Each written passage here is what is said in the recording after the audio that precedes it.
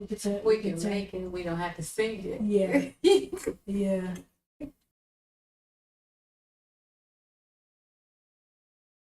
All right, praise YAH.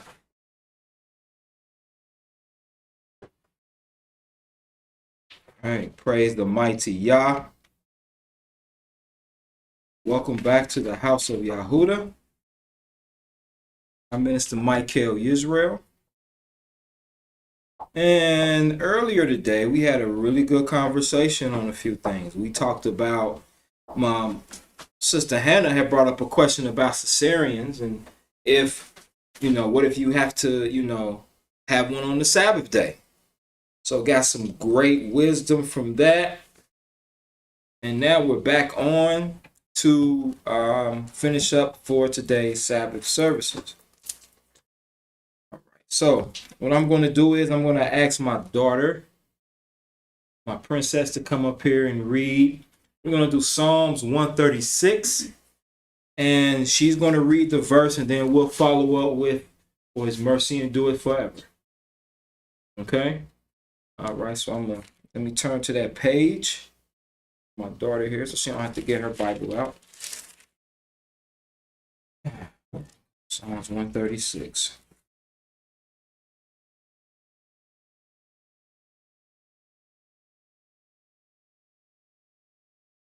All right.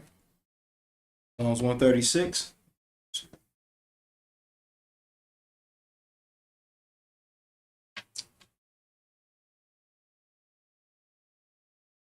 Praise Yah. Yeah. Oh, give thanks unto Yah, for he is good. For his mercy endureth forever. Oh, give thanks unto Yah. Oh, give thanks unto Yah of Elohim. For his mercy endureth forever. Oh, give thanks to Yah of Elohim. For his mercy endureth forever. To him who alone doeth great wonders. For his mercy endureth forever. To him that by wisdom made the heavens. For his mercy endureth forever. To him that stretched out the earth above the waters. For his mercy endureth forever. To him that made great lights. For his mercy endureth forever. The sun to rule by day. For his mercy endureth forever. The moon and stars to rule by night. For his mercy endureth forever. To him that smote Egypt in their firstborn. For his mercy endureth forever. And brought out Israel from among them. For his mercy endureth forever. With a strong hand and with a stretched out arm. For his mercy endureth forever. To him which divided the Red Sea into parts. For his mercy endureth forever. And made Israel to pass through the midst of it. For his mercy endureth forever. But overthrew Pharaoh and his host in the Red Sea. For his mercy endureth forever. To him which led his people through the wilderness. For his mercy endureth forever. To him which smote great kings. For his mercy endureth forever. And slew famous kings. For his mercy endureth forever. Sihon king of the Amorites. For his mercy endureth forever. And Og the king of Bashan. For his mercy endureth forever. And gave their land for an heritage. For his mercy endureth forever. Even an heritage unto Israel his servant. For his mercy endureth forever. Who remembered us in our low estate. For his mercy endureth forever. And hath redeemed us from our enemies. For his mercy endureth forever. Who giveth food to all flesh. For his mercy endureth forever. Oh, give thanks unto Yah of heaven. For his mercy endureth forever. Praise Yah, hallelujah. Right. Okay. So now welcome back to the house of Yahudah. I'm Minister Michael Israel once again. It is a great honor and a privilege to be able to edify the Almighty Yah. So now let's get into our topic for the second portion of today's Sabbath service.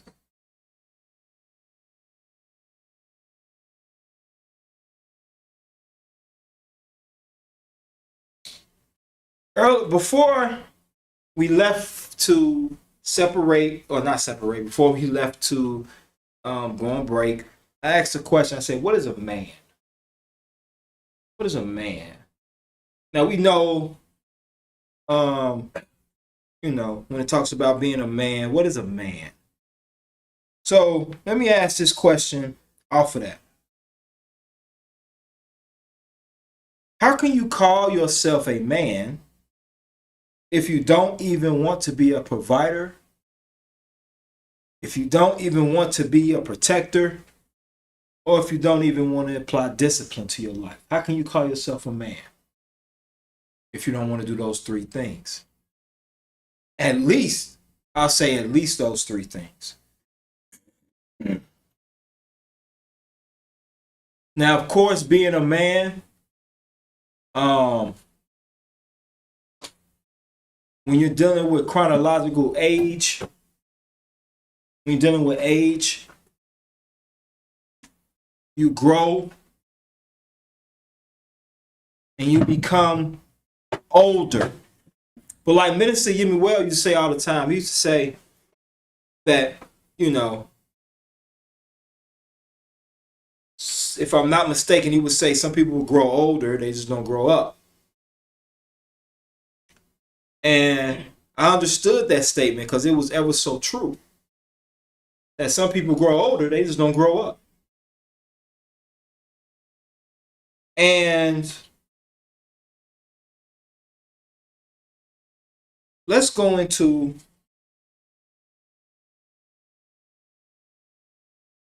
two scriptures. Now, let me say this.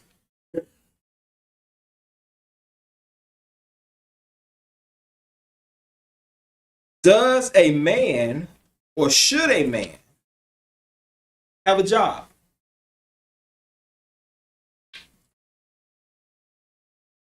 That's my question. Should a man have a job? Yes, sir. Okay. Why? Because so they can provide for themselves Okay. and their family. Okay. What do you ladies think? Is it okay for a man to be a layabout and live off the system? Talk about how oppressive the system is, but in order for a man to be head of a household, should he have a job? What if he... Now, I'm not talking about the man who can't work because he's disabled or he's sick. I ain't talking about that. I'm talking about a man that might have a little pains here and there, but pretty much he can get up, he can get up and go. Should a man have a job? Yes. Yes. Why? What if he don't have a family yet? Should he still have a job? To be able to take care of self. So as Yeah. I'm in total agreement with Brother Elijah, Elder Nesha, and my beautiful wife. I'm in total agreement with that. Because a man should be able to take care of himself. Now,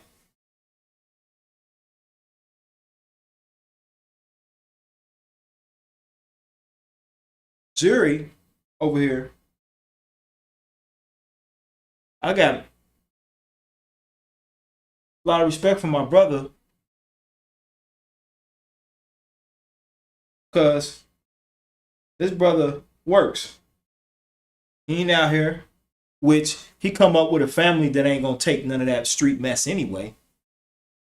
But this young man here, he works every day. Over a year. Since he was 16. I think what, the only day you take off is what, the Sabbath? Mm-hmm. Shoot. I think I started. He was 15. And see, look at him. He been working for so long. You don't remember. I think I was 6. I think I came out of my own womb with a job. You understand? And he works. And he just turned 17. Great work ethic. But he come from good work ethic. his dad, his grandma and grandpa, his aunts, his uncles. He come from good work ethic.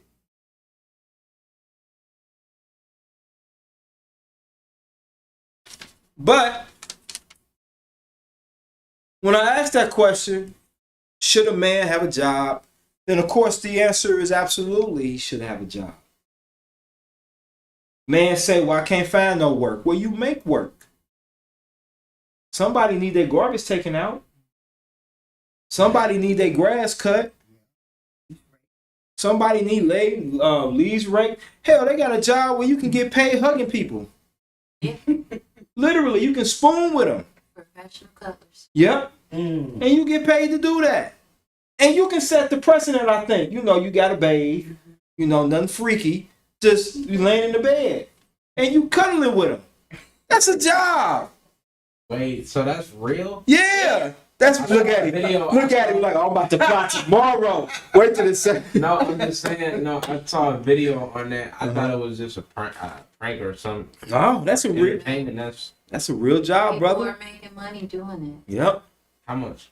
Look at it. him. Look at him. They set their prices. Yep, they said it. 200 just to hug people? Man, I mean, dang, man. And you'll be surprised that people is and sometimes it's I'm just gonna throw this out there and correct me if I'm wrong, babe.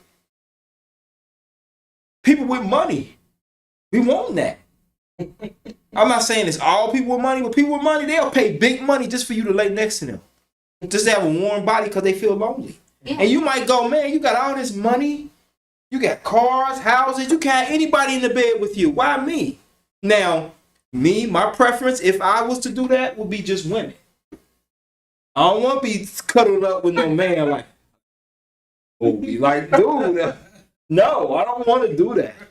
I'll pay you 20 grand just to hold me. No, bro. No. But you can act, hell, heck, even if you a little disabled. My wife and I, we went to Walmart one time, and there's a woman who's a quadriplegic. She was in a wheelchair greeting people at Walmart. You could be a greeter at a grocery store. Mm-hmm. How you doing? And get paid. So there's no excuse for real. Unless you bedridden and can't do nothing.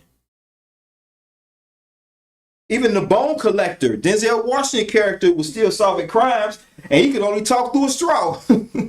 Yes, ma'am. My dad is 94 years old. He worked at La Rosa making sandwiches. Prior to that, he was hijacked. Somebody hijacked him, took his car, and he still went back to work. He's not working now, and he's bored. He's saying that he's getting legs to stiffen it up on him because he's not able to get out and work. He still want to go to work. He's 94. He was up in Clifton. They would call him up, begging him to come back to work. 94. That's probably why them sandwiches are so good. You put some of that history in them. See, 94. And then you got people in their 30s, 40s, 50s, 20s. However, I think that's because that's how society is set. You can be a YouTuber and make money. You can be an influencer. All you need is a platform and be able to read. And according to what I just heard about a rapper, you don't really got to be able to read. You ain't even really got to be able to read. All you need is be able to get on there and have a subject. You can talk about socks. Some of the things that I see on here, man, you be like, man, really? That's a topic? So, yes, when you are a man, you are to work. Scripture says work to the sweat of your brow. Turn with me to the book of Genesis. Thank you, babe. Genesis chapter 3. Turn with me to Genesis chapter 3.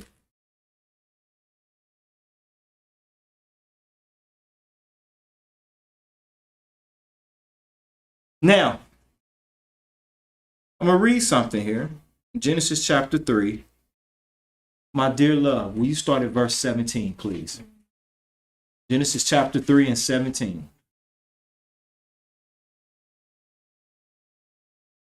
And unto Adam he said, because thou hast hearkened unto the voice of thy wife, and hast eaten of the tree of which I command thee, saying thou shalt not eat of it, cursed is the ground for thy sake, and sorrow shalt thou eat of it all the days of thy life. Read verse 18 and 19. Thorns also and thistles shall it bring forth to thee, and thou shalt eat the herb of the field.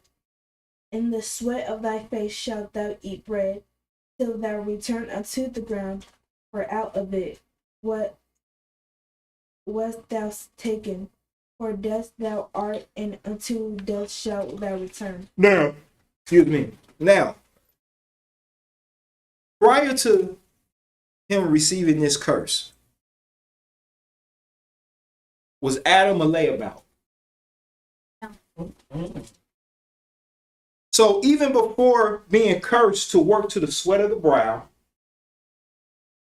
Adam, thank you, love, Adam worked. He wasn't lazy. You don't read about him laying in the garden butt naked, eating fruit, rubbing on animals. You ain't hear. You know what I'm saying? You ain't hear about that. Adam was tilling the land. And the reason that we talk about the curse and him and us working to the sweat of our brows, because work was easy for us. Work was easy. The garden sort of took care of itself in a sense. Adam just tilled it. Adam did what he needed to do to keep it looking good. But then when we chose to do what we did, because we can't just blame Eve. When we chose to do what we did, then the curse fell on us. To where now we got to work to the sweat of our brow. But let me tell you, prior to this curse, Adam still worked. He still worked. So let's go to a few scriptures. Turn with me to the book of Deuteronomy chapter 8. If you're a man and you don't have a job, after today, I'm telling you, go find one. Start a job. Start a business. You can start a business, right? It's always something out here for us to do. Yeah, my man here, he DJ. He DJ for the skating rink, and he do private DJing. That's his hustle.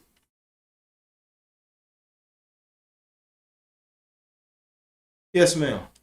About a pro this last time I come out with them. And these guys, about 4 or 5 of them, they was out selling incense. Whoa. $1. Yeah. Yes. Man. Selling incense, Yep. Making money too. candy.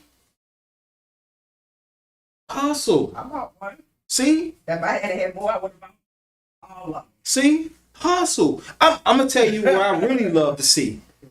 These young men during the summer, when they be on the corner selling water. Water. Now, I did come up on one that maybe they need to change their tactic. Water? Water? Oh, no. I'm not. No. Water. You know, but this was a girl who was doing that. Okay. Maybe the girl needs to be trained up. Like, hold on. The fellas are different. Got water for you. Water, water. And I look at these young men and I'm like, that's what I'm talking about. That should make a man with no job who just choose not to work feel really messed up. But we're so comfortable being lazy, aren't we? We're so comfortable being shiftless, aren't we? It feels good to roll over, don't it? How would you feel, Zuri, if you didn't have no, like you didn't have no job, no means to make money, nothing? Yeah, tell me how you feel. Look, exactly. And I can see it in his face because he's like, I don't even want to think about that. I can't feel that. I don't see how they do it. You understand? And then you got Hootie, another one. He gonna be working. You know what I'm saying? He worked the whole summer, plus going to school as well. And he might not, he's worked, but he's doing, but here's the thing. Both of these young men are active. Zuri worked, Hootie, he played basketball. That's a job in itself for real. When you get into that, yeah, that's a job in itself. But last summer, he was working all summer. These two young men weren't laying up under their grandma. I know they probably would have liked it. Grandma get up, fix breakfast, fix lunch, fix dinner for them. Nope. Yep. So Zuri was like, you know what? I'm cool. Hootie's like, I'm cool because I like certain things, and there's certain things I gotta have. So I gotta make money. You understand? So it's things out here to do. But in the book of Deuteronomy, turn to Deuteronomy chapter 8. My dear love, will you read verse number 18, please?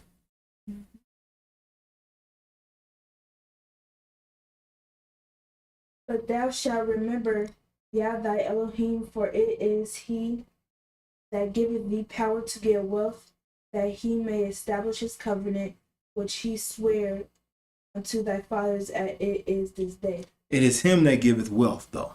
It don't matter how many jobs you work. It's the Almighty that gives you the wealth. The Almighty, I love that Billie Holiday song. Y'all bless the child that got his own. Mama may have, Papa may have, but y'all bless the child that got his own.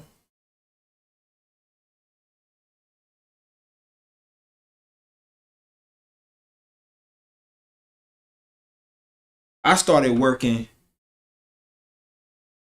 15, 16. I worked for CCY. That was my first job. The first summer that I worked, I was at a high school. No, I worked in an architectural firm at the Centennial Building downtown. I had to go in there with dress shoes, dressed up.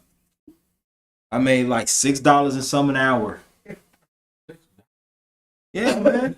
Back then. Bruh, You bruh, listen. Good money. That was when I was 15. I didn't have no family. I didn't have no bills. Making that $400 or $500 every 2 weeks, man, that was good money to me. Teenager? Yeah, every 2 weeks,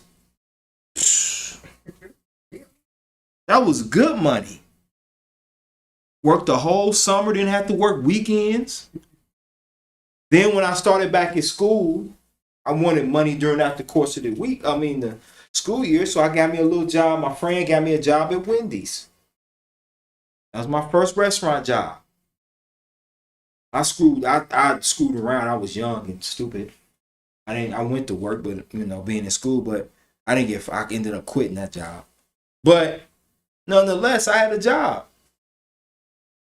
That little extra $300. Then when I graduated high school, I was working 2 jobs. I was working at Clifton Villa, which used to be on Martin Luther King, right there by where Provident Bank used to be. I was a dietary assistant. I worked in the kitchen. I did that at night, and in the mornings, I worked somewhere else too. I forgot, doing something. Yeah. Then I left that job, worked at Children's. Now, I was working at Children's Hospital. I was working at Children's Hospital, doing 3rd shift and Clifton Villa. So I had 2 jobs. So I worked because I know that I don't have the mind. I'll be honest with you. I didn't have the mindset to sell drugs. I ain't had no street knowledge. Then I was too scary. Somebody pull out a gun, I'm telling everything. Supplier, my plug. I'm telling everybody where the plug at. Oh, he lived here. His mama someday she be cooking these biscuits. I tell everything. Like this dude here, loose lips sink shifts. This nigga gotta die. So I wasn't about that life. So I worked. And I've been working ever since. And there was a time that I had the opportunity to be off because I was pursuing wanting to be a poet. My wife told me at the time, she said, well, I'll give you 6 months. You can pursue being a poet and I got everything else. That lasted for how long? It didn't last long because I didn't like being at home. I liked having my own money. And as a man, that's what and then as y'all blessed me to get older, I started realizing, man, when you a man, you got to be a provider. Especially when you have a family. Because if you can't take care of yourself, I tell you what, this is what I would suggest to the young men to do. Hootie and Zuri and you, I want y'all brothers about get plants. Get you a plant. Get you a little plant. And I want you to put it up and I want you to take care of that plant. Some people might be like, why? Because there's significance in that. Because if you can take care of a plant, it's been shown that you probably can take care of yourself or a family. Because you have to nourish that plant. You have to make sure you water it. You have to make sure it's got the right light. You have to talk to it. You understand? So get y'all a little plant. Zuri, Hootie, is Hootie out there? You probably ain't. You get a plant and take care of that plant. Yeah, well, get a tree. Get a tree.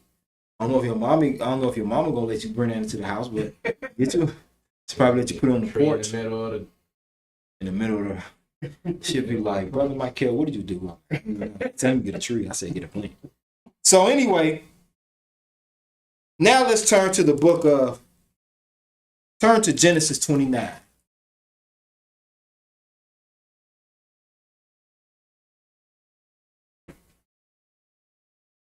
Let me ask this question before we read.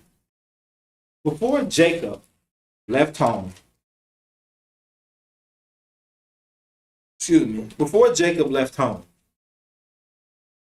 did he have any means or any money to take care of a wife?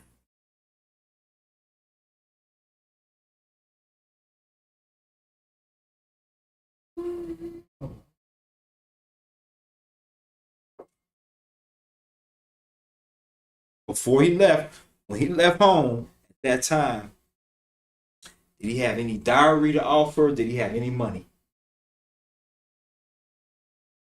I don't think so. If he had dowry, would he work 7 years for his wife? He could have just paid for it, right? We're going to read about it. Turn to Genesis 29. My dear love, can you start at the first verse? Then Jacob went on his journey and came into the land of the people of the east. And he looked, and behold, a well in the field, and lo, there were 3 flocks of sheep lying by it. For out of that well they watered the flocks, and a great stone was upon the well's mouth.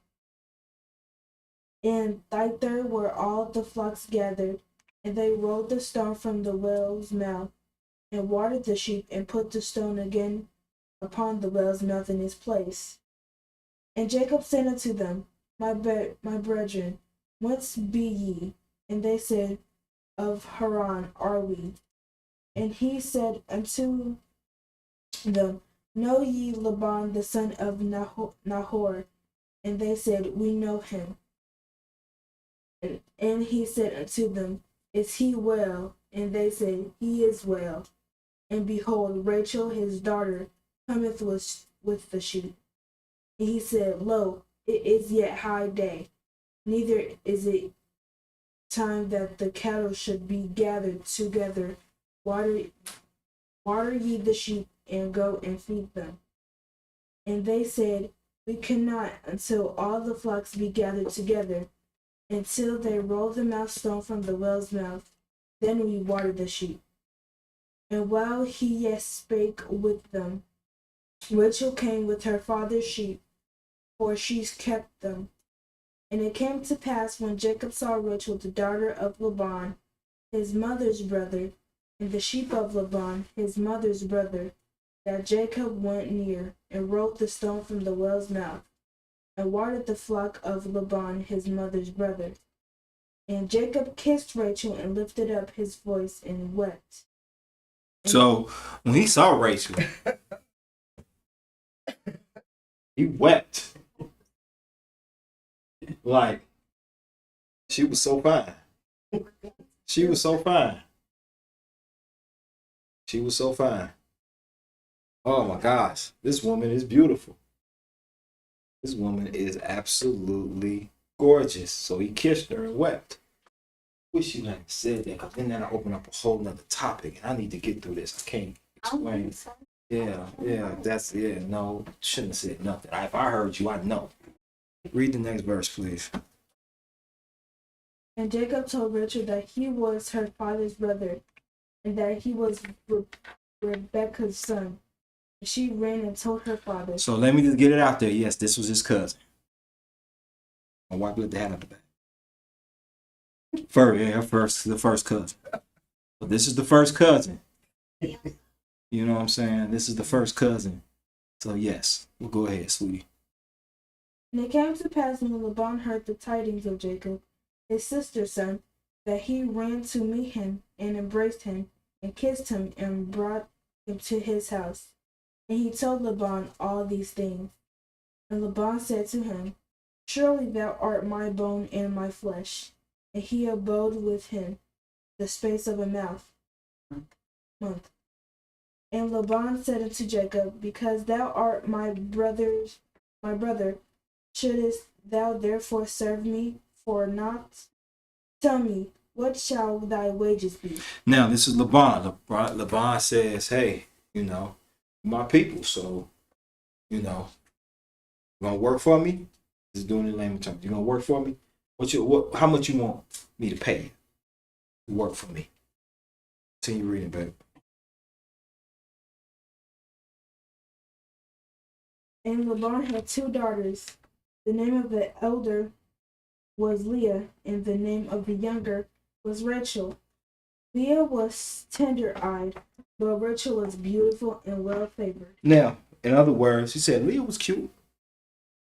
Leah was cute, but Rachel, she was fire.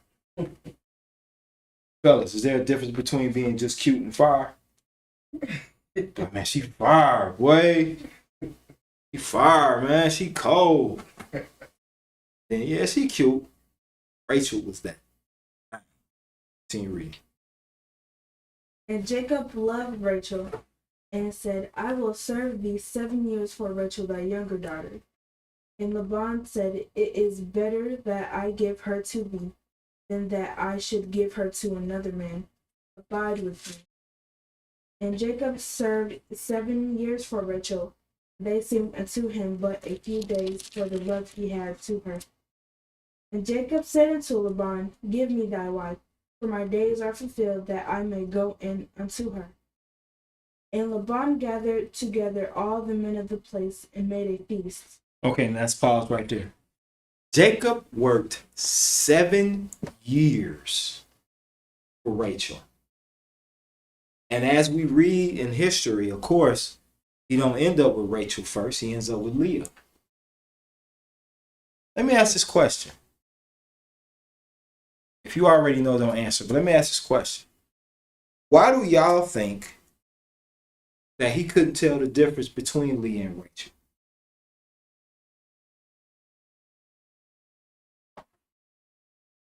You don't work 7 years for a woman. You gonna know the difference. Did she have some stubble on her chin?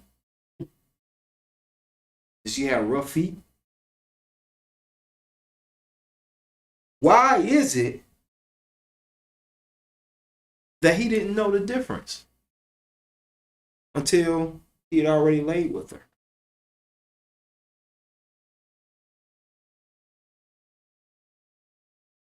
Because they were twins. Leah and Rachel were twins. Just like Esau and Jacob, twins. They would be considered, is it fraternal or maternal? Fraternal twins. Meaning they were twins, they weren't identical twins. Well, Jacob and Esau were twins. Paternal twins. Is it paternal? Paternal. It's right. Fraternal twins. Now these two could have been identical twins. Meaning that she was cute, it's like she was tender-eyed. Now a lot of people say she had a lazy eye. Maybe she was looking like this. Hi, Jacob. Jacob. Like maybe that was the problem. I don't know. But here it says she was tender-eyed, so you understand. So, but the point that I was wanting to bring out of here was Jacob worked for his woman. And then he worked another 7 years for Rachel because in his integrity, he didn't want to get rid of Leah. So he kept both. He worked 7 years. Another 7 years for Rachel. That's what he did. He worked. So yes, does Yah like a slothful man? No, he doesn't. Some may say, does he like a slothful woman? No, he doesn't. When we're Israel, we got to work. Look at some more scriptures. Turn with me to the book of Proverbs 18.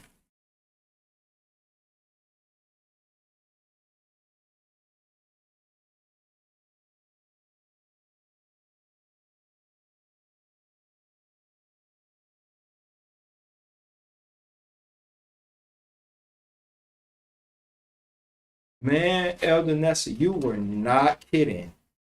I am struggling up here. Man, I am over here rocking like, woo, I'm over here struggling. Oh, and what I'm struggling for is because we had such an awesome lunch. I mean, we had, oh my gosh, Elder Nessa made this bomb vegan white chili. Wife made this pasta salad. Then the elder brought cake. And I'm over here like, oh, I gotta get it. Whew. Oh, you sleepy? Yeah, man, I'm feeling like you. I'm feeling like you. I'm up here like, yeah. But in the book of Proverbs 18, so Proverbs 18, sweetie, can you read the 22nd verse? Whoso findeth a wife findeth a good thing and obtaineth favor of Yah. So, you find a wife. Why did you read that, Brother Michael? Well, why is that part of your lesson? Well, the reason that I wanted to bring that forth is because to show the importance of a man working and being able to provide. You want to work and you want to be able to provide because the woman deserves it as well. She deserves it. Especially if you get you a good woman. Good woman. She deserves that. So when my daughter goes out to look for a man, hopefully she don't go out. They gonna come to her. But let's say she's out, she sees a young man that she likes. I have to be the standard in which she bases her man off of. Right? So that means I got work to do, right? I'm not perfect yet. I'm not perfect. Well, if I am perfect, let Yah say I am. But as far as me saying it, I'm not. I got work to do. I still have my attitudes. Still have things that I don't think that are productive. So there are things that I have to work on with myself in order for her to be like, nope. I want a man. I wouldn't want her to say I want a man like my Abba. That's creepy. I would want her to say and have an example of what a man looks like, of what a man does. A man is a provider, a man is a protector. I may have it down with the protection, but as far as being a provider, I got things to work on, fellas. So when I'm talking about these things, these aren't things where I'm thinking I'm Superman and I'm doing it all. Like, nah, I'll admit I slip in a lot of areas. And I'm trying to get back into the swing of things. But let's go to the book of stay in Proverbs, turn to the 19th verse. Wake up, boy. Wake up.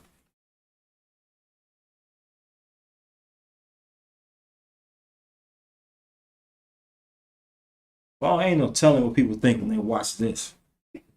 They be like, Brother Michael, it's got to be improv. But in the book of Proverbs 19, sweetheart, read verse 14, please. House and riches are the inheritance of fathers, and a prudent wife is from YAH. There you go. A prudent wife is from YAH. House and riches are inheritance of fathers. Now let me ask this question. Any men out there, have you started an inheritance? Have you started building and putting money away for just in case? Well, not just in case, but for building and starting an inheritance. Now, the younger men ain't really expecting that yet because you still are growing. Mentally, physically, you still getting there. But for men, how many of us have an inheritance to pass down to our children, to our sons? Y'all have sons to your daughters. Now turn to Proverbs 16.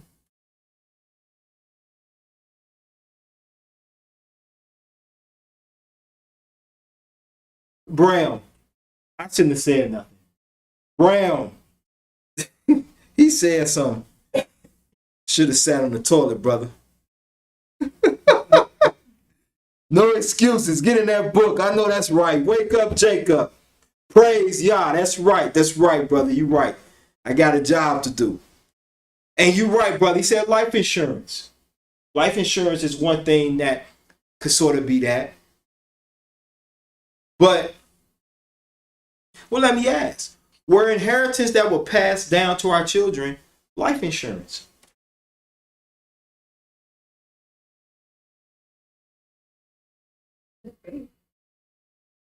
And Brother Bram, I think you got something. Because I agree. I didn't think of it like that. They set up a trust. Right, you do. Right, you can set up a trust. Right, I spoke on that last week. Then putting up a trust. Mm-hmm. Life insurance. Mm-hmm. Because not all of the life insurance you get is going to pay for your, everything's going to be used for your funeral. But it could be life insurance. Now, the inheritance, of course, wasn't used to bury our fathers. It wasn't used to bury them. But it was passed down to our children. And the money from that insurance policy can be given to start your life. There was a young man who years ago, I remember he was given part of his insurance money because I think both his parents had died in a car accident. He had $500,000. I was in that bank maybe a year working as a teller. He $500,000. I think it was $500,000 or a little bit over. When he turned 18, he had total access to it. By the time I left the bank, this isn't a year. This isn't over the course of a year. By the time I left the bank, he was down to almost a little over $1,000.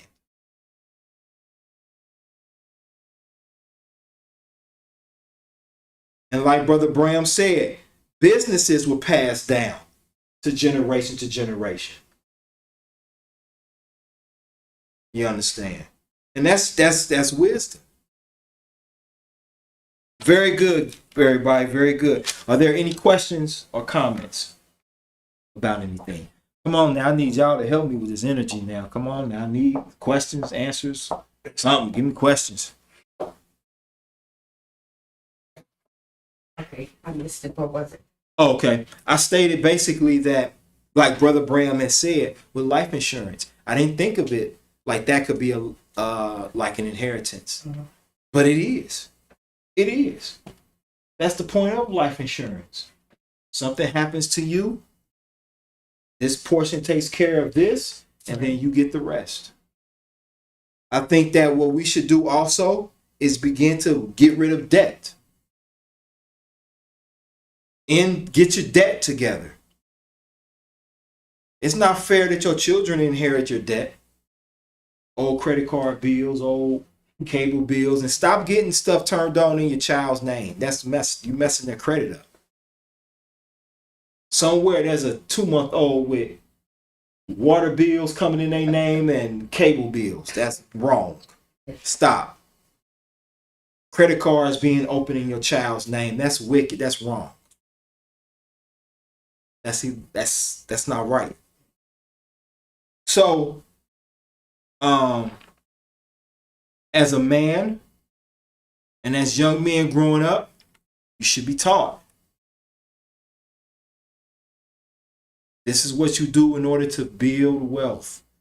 Building wealth. I want to say this, guys. I'm not doing no prosperity. Well, let me ask this question. Is there anything wrong with... No, I ain't going to ask that question. I'm not up here talking about money as though it's the end all to the be all. But what I'm doing is saying that we need to now begin to groom providers. When a boy hits a certain age in certain cultures, they're groomed to be men. I'm going to say we're one of the only cultures, maybe not the only culture. We don't groom our boys to be men until they get to the age of being one. We don't groom.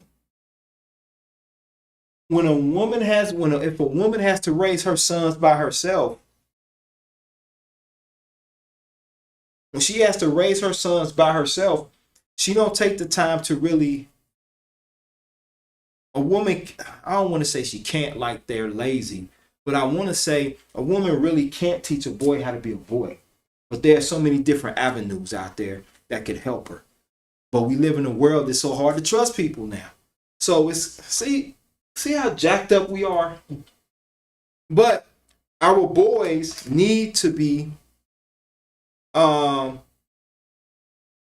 they need to be taught and prepared how to be men. You know, for too long, I think we let our boys just grow up and be, I think for too long, we let our boys just grow up and play all day. I think when they hit a certain age, like when you hit 13, I think you should be ready to be taught, okay, this is what we need to do as men. You know, let's start doing things more as men. And that should show the importance of a man in the household.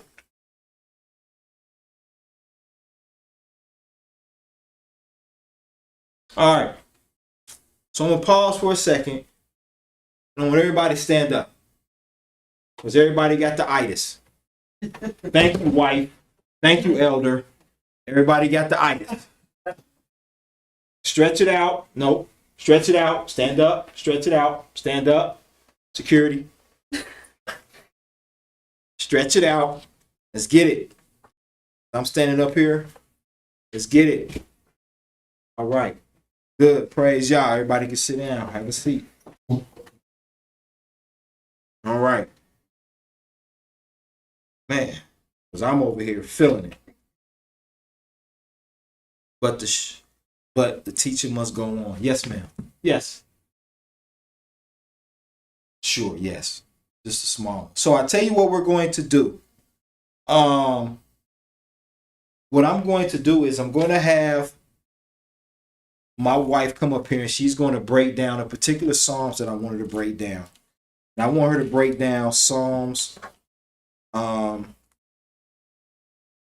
Psalms am I reading? Oh, break down Psalms 90. We're going to break down Psalms 90. And what we're going to do is, before I call her up, we're going to go ahead and let's get into testimony. Are there any more testimonies today? Anybody that didn't get a chance to speak earlier? Here's your opportunity to speak now.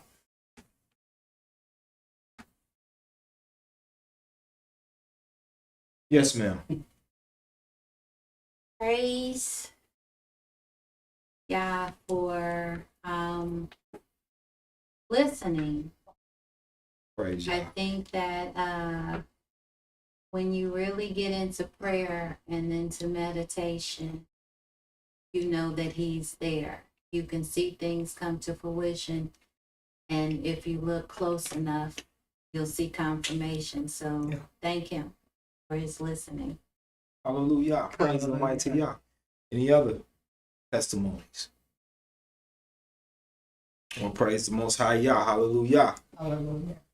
Let me go ahead and do my reading of before my wife comes up here to talk about Psalms 90. I'm gonna read my poem that Yah blessed me with. Praise Yah.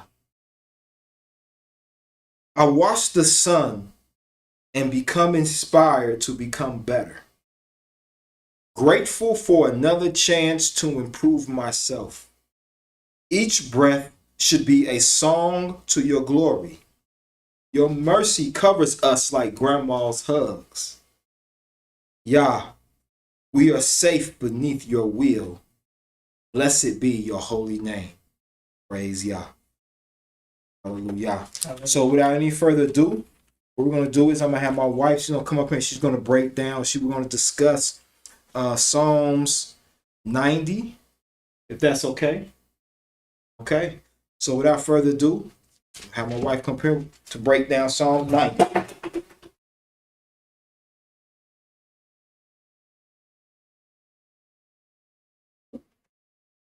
First.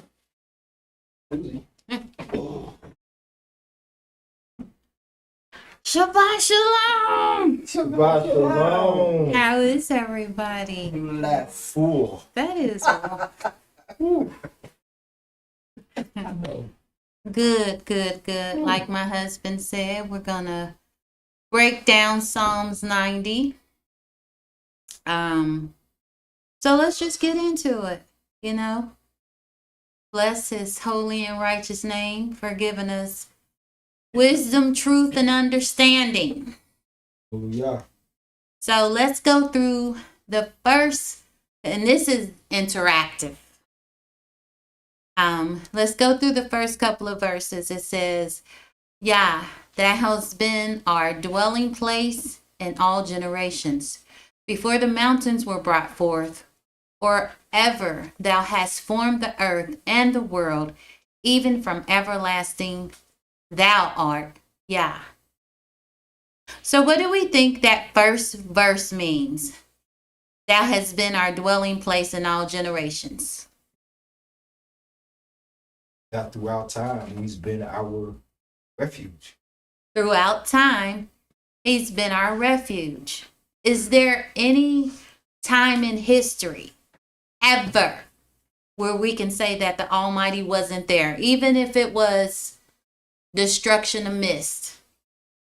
Is there any time in history can we say that the Almighty wasn't there? No?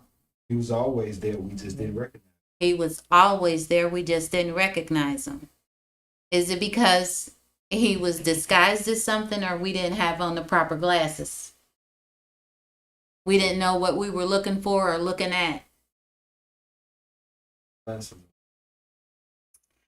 So, before the mountains brought forth, or ever thou hast formed the earth and the world, even from everlasting to everlasting, thou art Yah.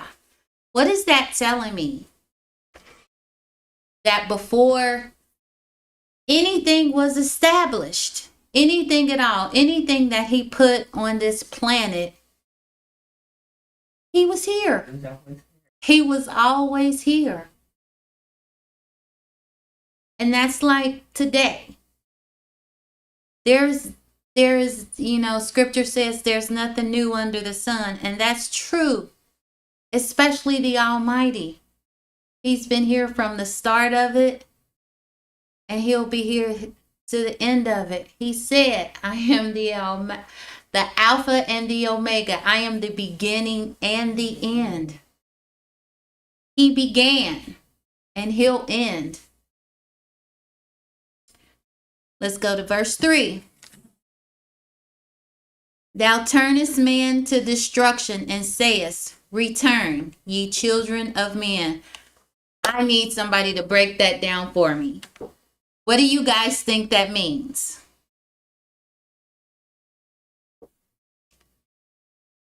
Hootie!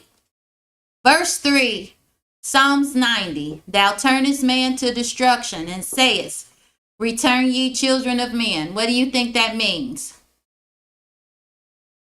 The children turn back to Yahweh. Okay. Zuri, what do you think it means?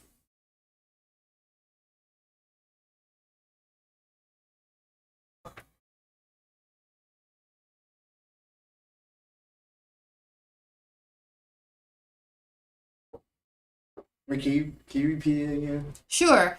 Thou turnest man to destruction and sayest, return, ye children of men.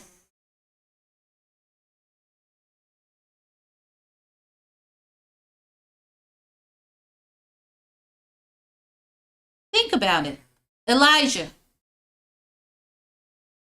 Psalms 90, verse 3. Thou turnest man to destruction and sayest, return ye children of men. What do you think that means? Do that again. I'm at 9. Verse 3. Verse 3 in Psalms 90.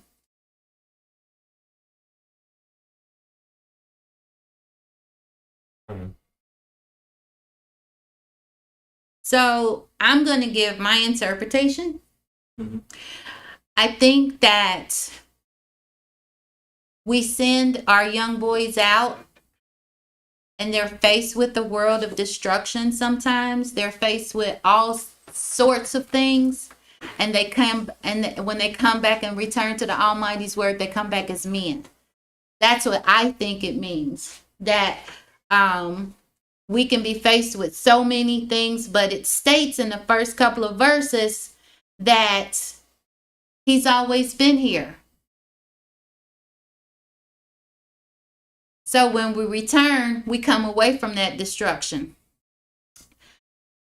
Verse 4 says, For 1,000 years in thy sight are but as yesterday when it is past, and as a watch in the night. Thou carriest them away as a flood. They are as sleep in the morning. They are like grass which groweth up. What are we talking about here? For 1,000 years in thy sight are as yesterday when it is past, and as a watch in the night. Sister Nesha, what do you think that's talking about? Yahweh's eyes. 1,000 years is as a day. But when it is past, and as a watch in the night. So Yahweh, 1,000 years is as a day. Okay. And then it also says that when it is past, and as a watch in the night. So it's like, it's just one day to him. That day, and then as that night. That's the way I'm interpreting. Mm-hmm. I think so too. Thou carriest them away as with a flood, meaning that things pass just like a flood, just like a flow of water. They are as asleep in the morning. They are like grass which groweth up. In the morning it flourisheth and groweth up. In the evening it is cut down and withereth. For we are consumed by thine anger, and by thy wrath are we troubled. Moray, Break that down for me. How are things carried away like a flood? Is it talking about our anger carried away like a flood, and that it goes away at night and comes up in the morning? What is it saying? Well, that's what I get from that is dealing with the man's lifespan and like how man rises in the morning. Morning, you rise.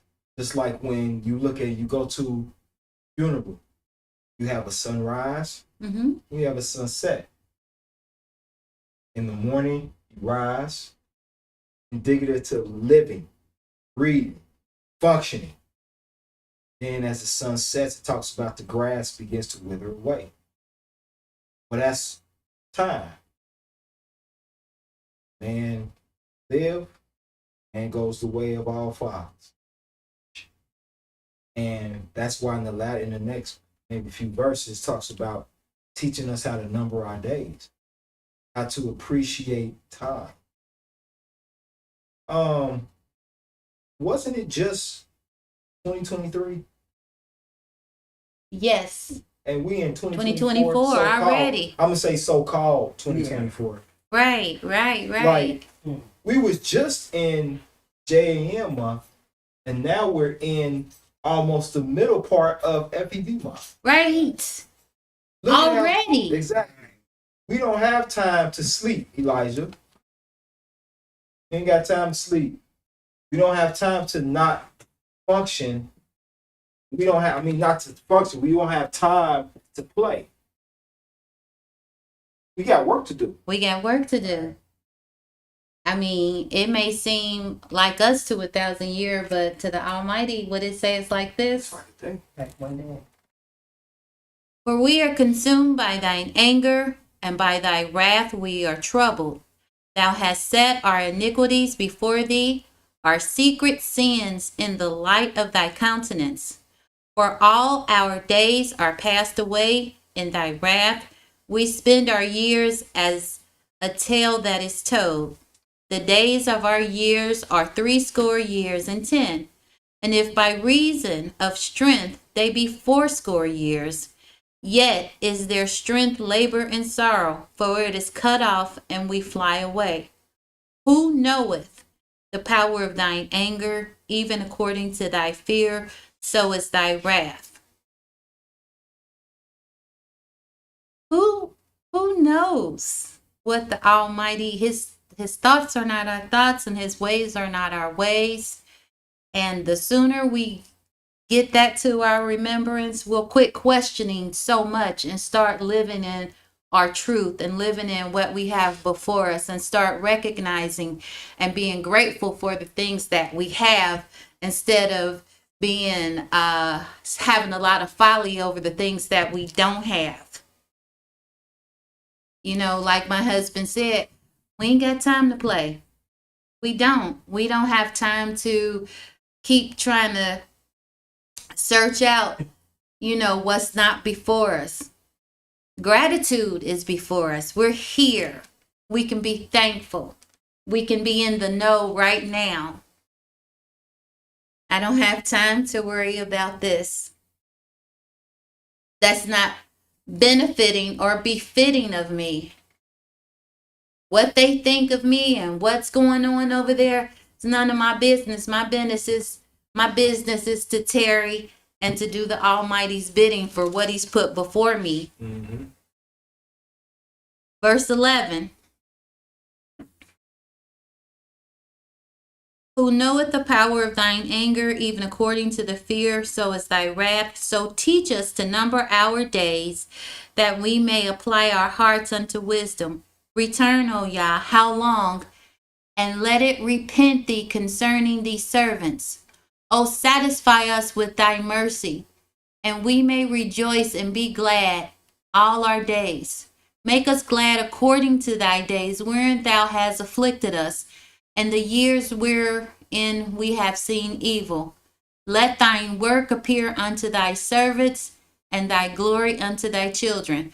Verse 16 says, let thy work appear unto thy servants, and thy glory unto thy children. What do you think that means, Takari?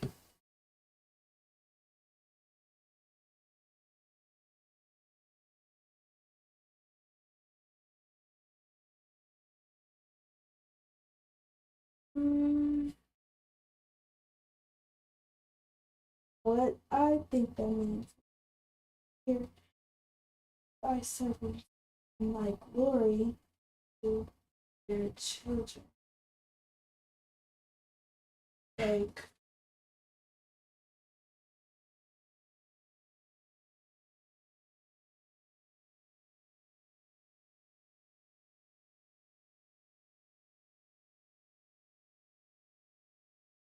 So maybe you know how your I taught you how to do the commandments when you were a very little girl. mhm. So that was the work he put in, and you knew them at a very young age, so you were able to exalt the Almighty's glory. The parents put in the work so that you can see the glory and the riches of the Almighty, and the children reap the benefits as long as they stay in his seed. Would you agree? Okay. Verse 17, and let the beauty of Yah, our Father, be upon us, and establish thou the work of our hands upon us. Yea, the work of our hands, establish thou it. So we have to put some work in. We can't have a garden and not till it and not water it and not nurture it and expect it to bring a harvest. We can't do that. Everything that we put our hands on, especially if it's in the Almighty's name, will flourish as long as we do the right thing to it. You know, the Moray said for the young guys to get a plant, well, you have to tend to it.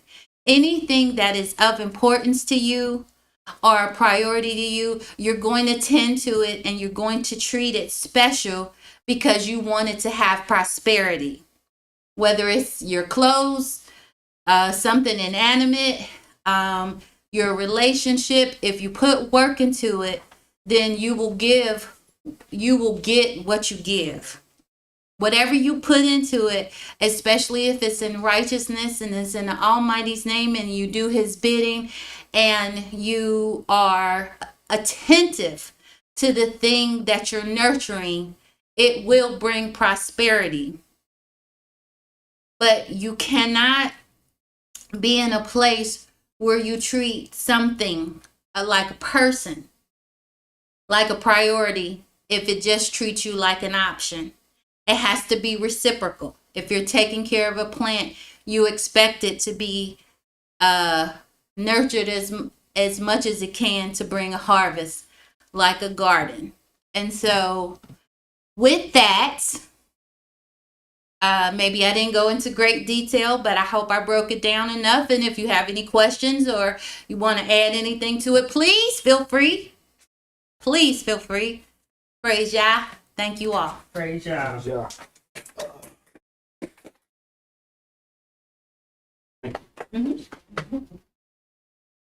Praise the mighty Yah.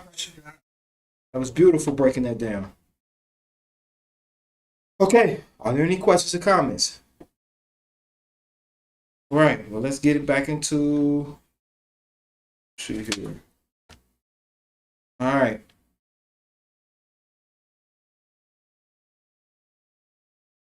Okay. A while ago, I bought a book. Okay. I bought this book. The name of this book is Message to the Black Man by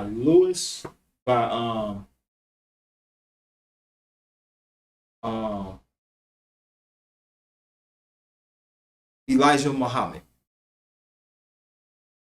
He was the leader of what we will call now the Black Muslims. Okay. He wrote this book, and I purchased it to read some of it. And there was something that came out of this book. And this is what I read. I'm going to share it with you. There's a section of the book that deals in economic program. And it was the title of that chapter was Economic Program to Help Fight Against Poverty and Want. In the third paragraph of that reading, it said, it compels our people to clean their bodies as well as their houses.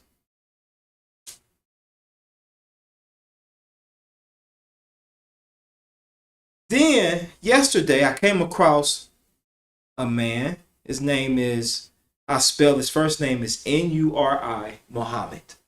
He's part of the Nation of Islam. So I was listening to him yesterday and I said, okay, he brought out a fact about hygiene.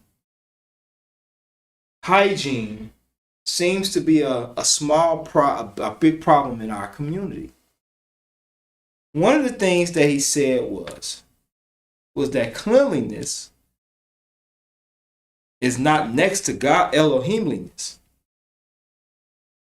He said cleanliness is Elohimliness. So I said I'm gonna share this thought with y'all. How do y'all feel? Do y'all feel that being clean should be a priority in Israel?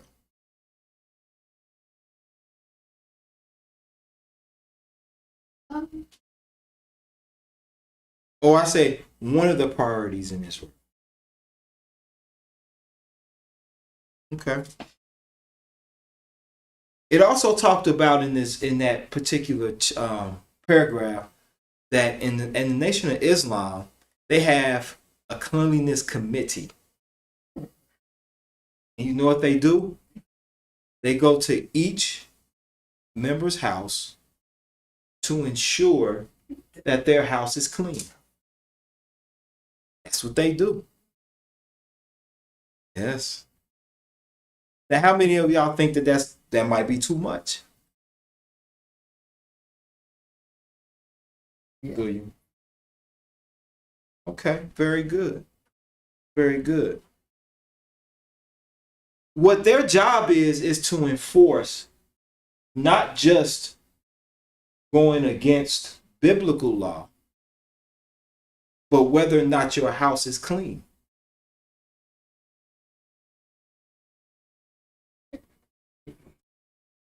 Now, Brother Michael, how do you feel about that? My wife probably know my answer. I wish there was a clean committee in Israel. Yes, ma'am.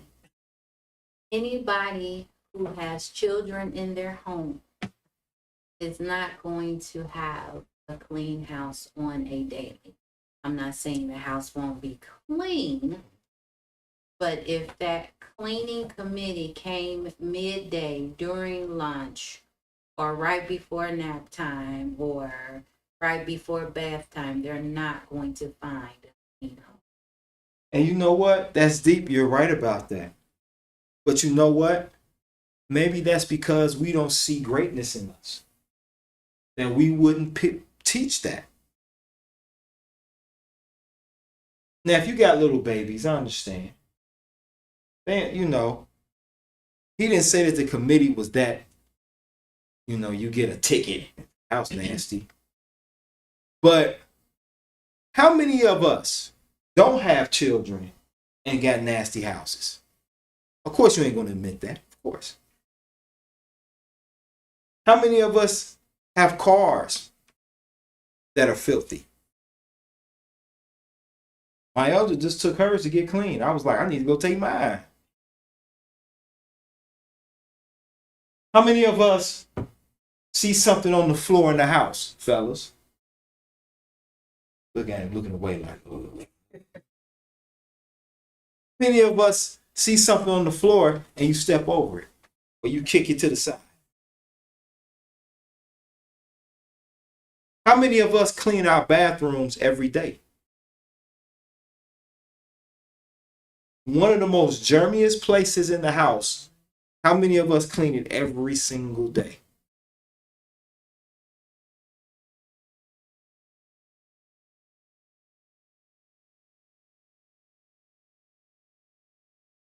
Here's the thing. My wife and I had a conversation this morning as she was bringing me to class. one of the things that's deep is I want y'all to do something. I got a challenge I want y'all to do. I want y'all to watch Hoarders. And when you watch Hoarders, look at the consistent mentality of the people who are hoarders. You would think that some of them have a third grade education on how they communicate. I didn't know. There was one Porter episode that I saw with this man. His house was so trifling that they moved something and a slew of roaches just came out. They were just crawling up and down his refrigerator. They were getting on him. I think he had some in his pocket. That's how nasty the house was. But I learned something, and I'm going to share it with you. How is it possible to have clean thoughts in a dirty house?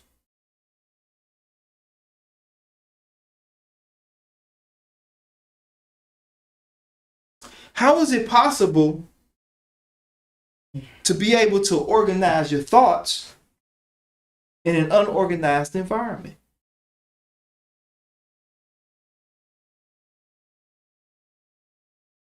I was telling my wife about what I learned, and I'm going to share it with you. The brain has two components, I guess. That they would be called components, right? It has one that's called the visual cortex and the cerebral cortex. The visual cortex is what you see. So right now, I'm looking at Hootie. So through my retina, I'm visualizing him, I'm looking at him, and my brain is reading all his colors, what he has on, his mannerisms is doing that. And now my cerebral cortex, which deals with the emotion,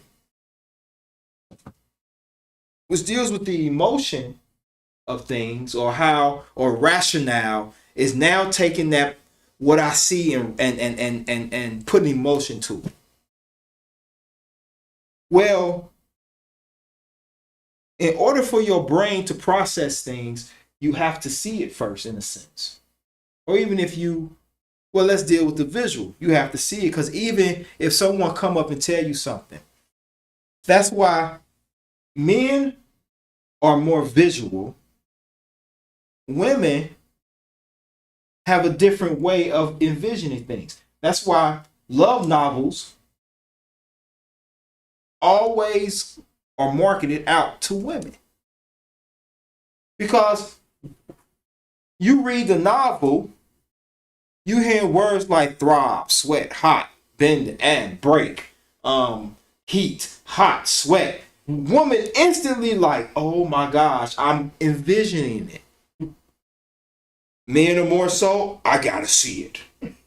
I'm looking right at it. That's men.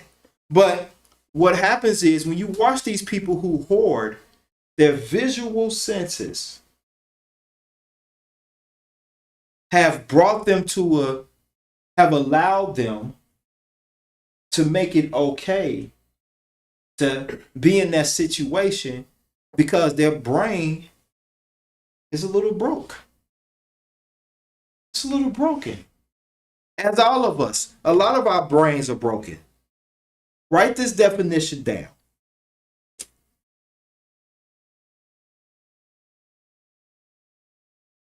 Visual cortex.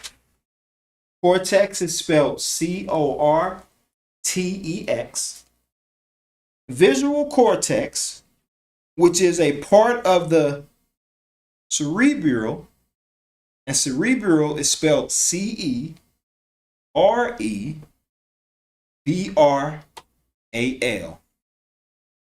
So visual cortex, which is part of the cerebral cortex, is the brain.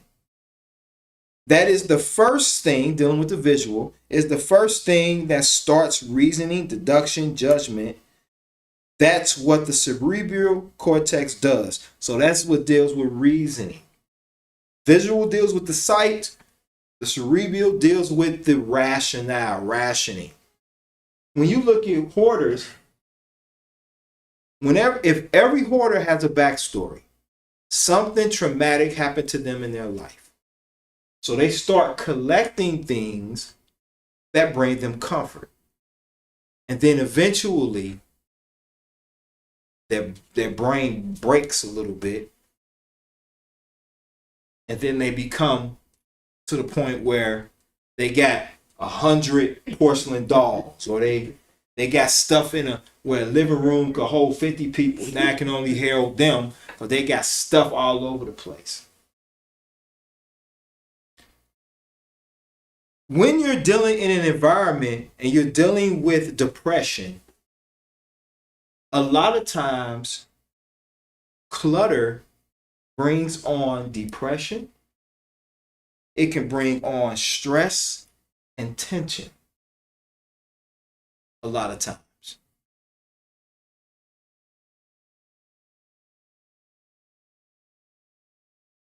You ever been angry and you walked into your house and you saw clothes all over the place? You were mad at something that happened outside. You come into your house and you angry all over again. Why is this on the floor? What's all these? We've heard the jokes. Mom, especially if you live with your mom and you put a spoon in the sink. Why are these dang dishes in the sink? Mom, it's just a spoon. And her mind is cluttered. That can bring on depression and tension and confusion. What this brother had brought forth, I thought about. And I thought about even in Knesset. If there's a lot of tension in your Knesset, look at what's in there. In some of our Knessets, we got stuff in there that's broke.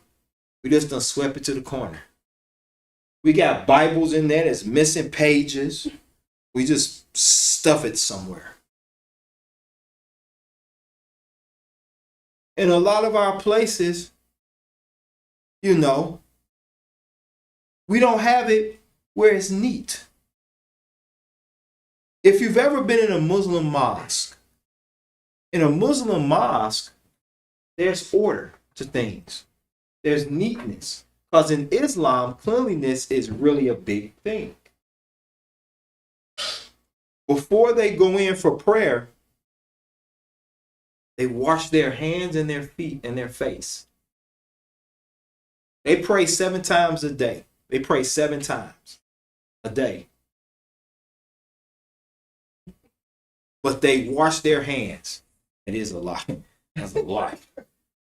Get up from one prayer, you're like, damn, this is prayer too. But nonetheless, they wash their hands. I adopted some of their philosophy on prayer. What you mean, brother? You Hebrew, you ain't supposed to. No, listen. The reason that they pray on rugs is that separates the floor from them so that they can have a more clean prayer. So I ordered a rug, and I have my prayer rug. So when I pray in the mornings and sometimes in the evening if I'm at home, when I'm praying, I get my rug out and I pray on my rug. And then I roll my rug up and I put it somewhere safe. That's my prayer rug.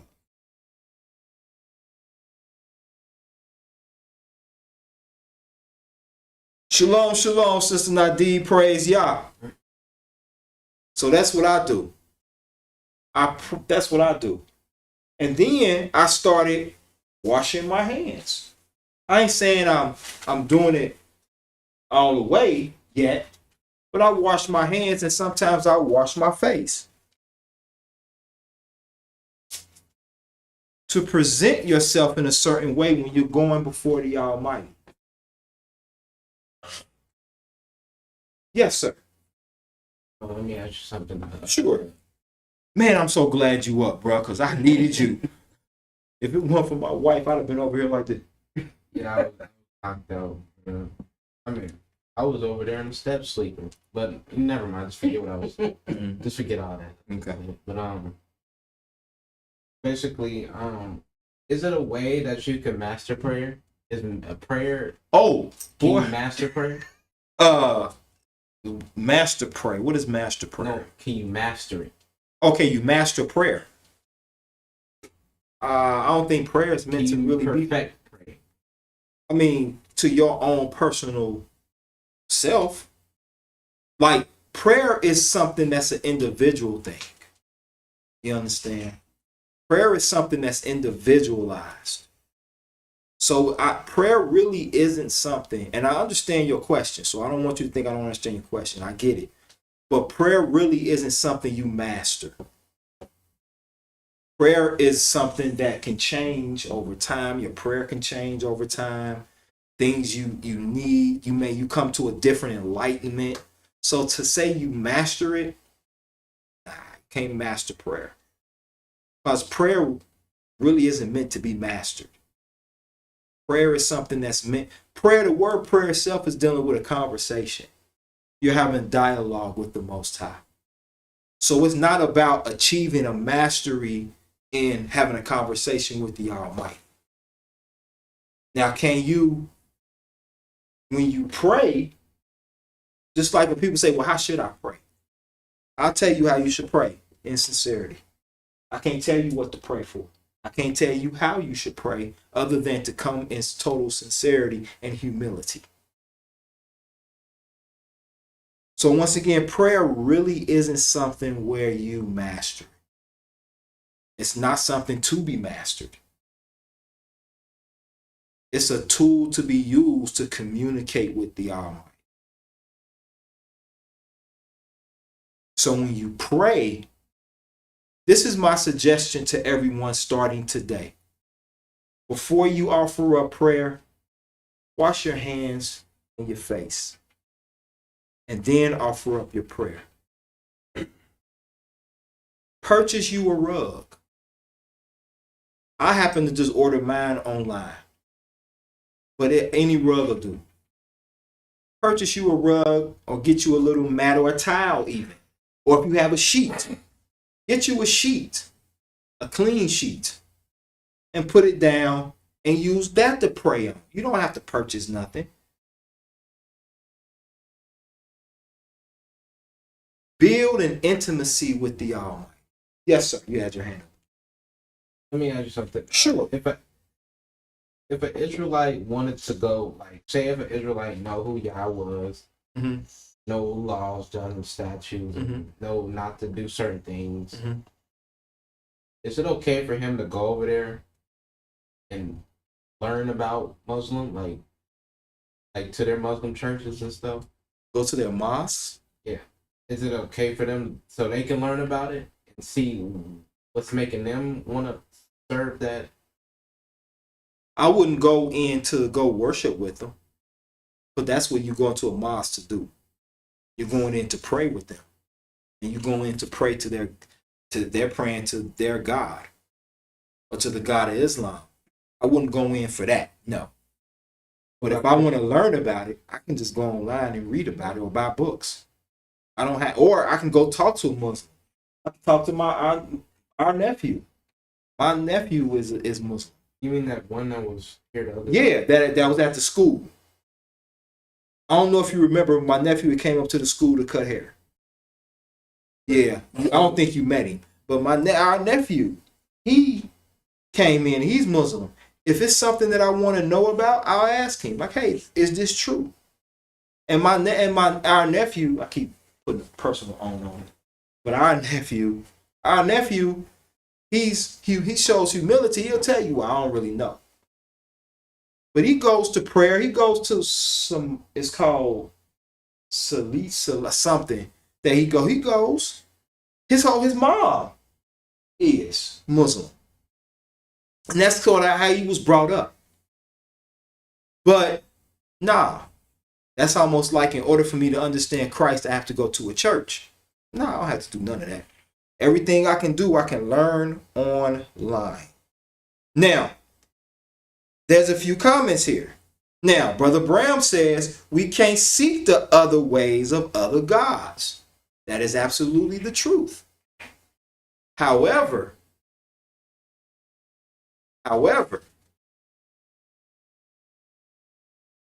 it's not seeking the ways of other gods. When you're reading and you're studying something, for example, let me ask, if a Christian came up to you today and wanted to excel and wanted to just praise their God, and let's say that, well, no, let me not use that example. Let me use this example. Here's the thing. When it comes to, and like my brother said, I agree with my brother Bram. I'm not getting into no argument or debate.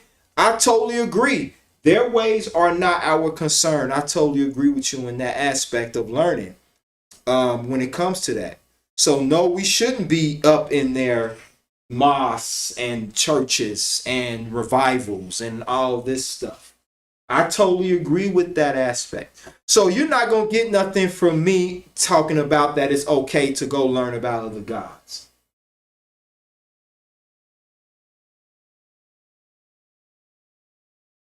But what I will say is that you familiarize yourself with things. And in familiarizing yourself with things, that helps you to understand it. You don't understand it to grow. That's the problem with Israel. Israel would instantly throw it away. And if your spirit isn't strong enough to handle it, then I totally agree. Don't touch it. But I came up under Minister Elisha, Elder Ezekiel. Elder Ezekiel could talk a Jewish man under a building when it came to their own book. How do you think he knew about that? Minister Elisha, the man that we call the prophet, how do you think he knew about destroying Christianity?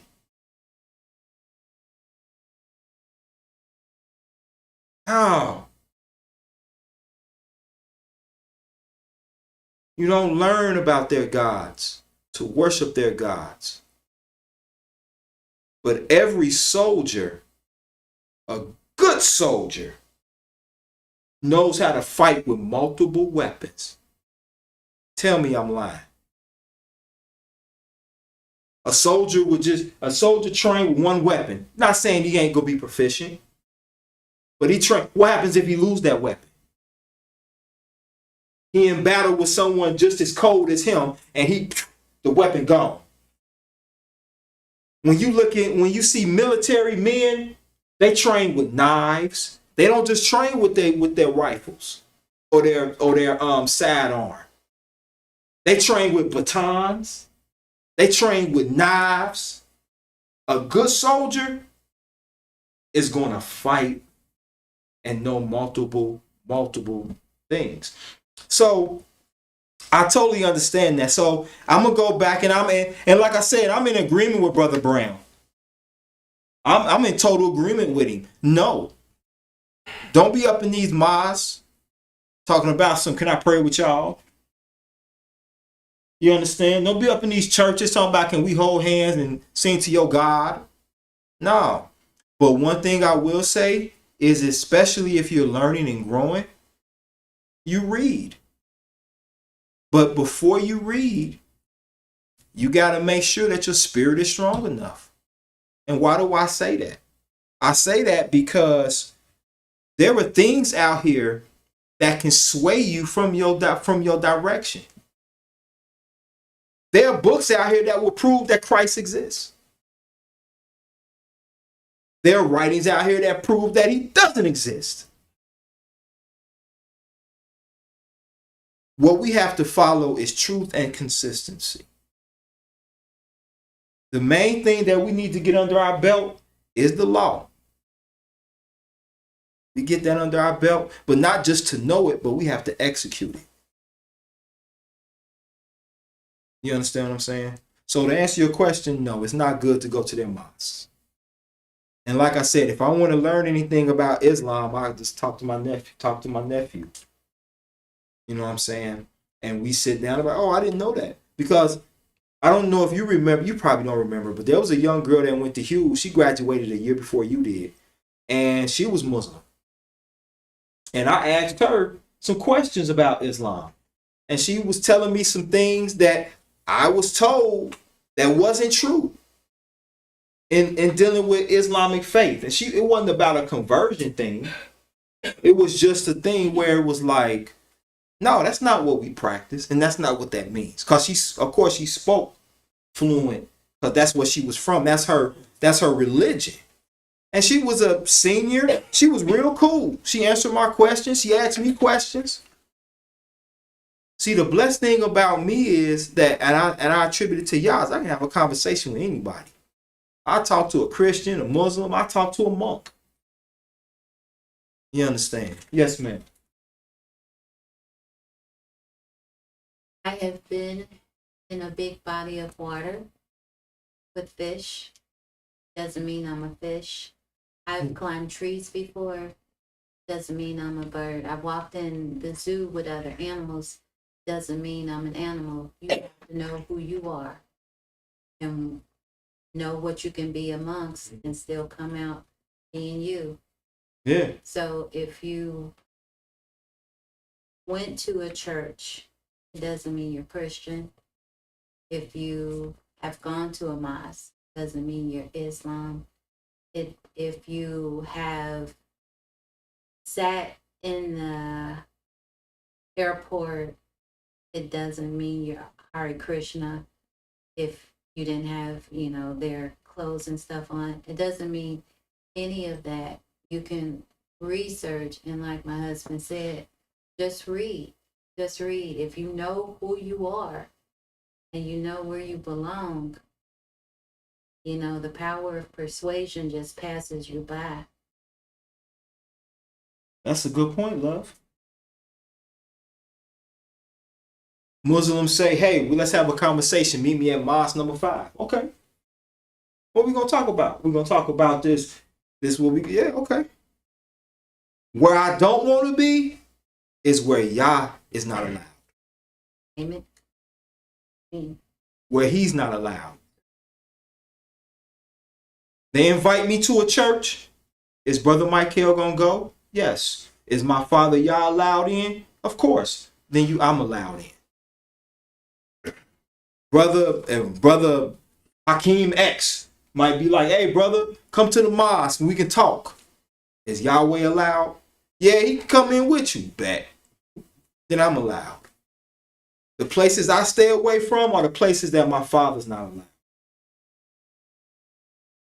Are you going to pray with us? No, I'm not going to pray with you. I ain't going to get down like that. But we can have a conversation. You know how many places Minister, I can't, you know what? I'm not going to do a comparison because y'all dealt with Minister Elisha a lot different than he would deal with anybody else. But what I will say is that the places I stay away from are the places that my father's not allowed. I don't care who it is, family members, friends. If my father's not allowed, neither am I. You want to talk to me? My father can't come in. I can't come in. We talk outside. Yes, ma'am.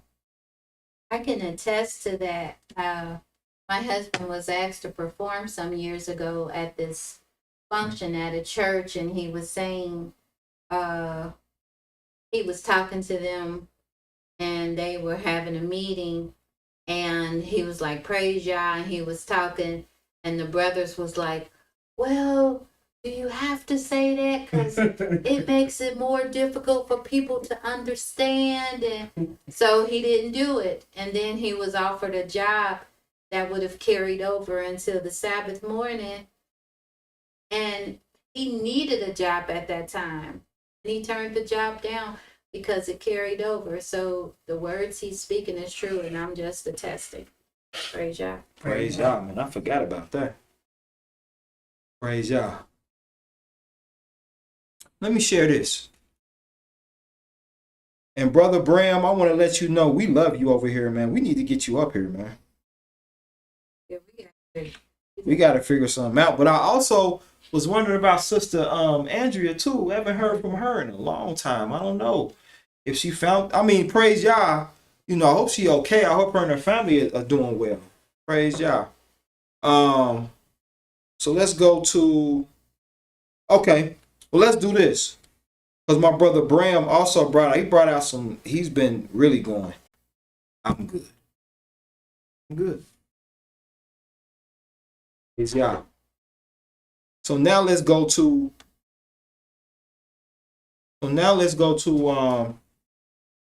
earlier I asked about a verse. Turn with me. Well, before I get there, in dealing with cleanliness,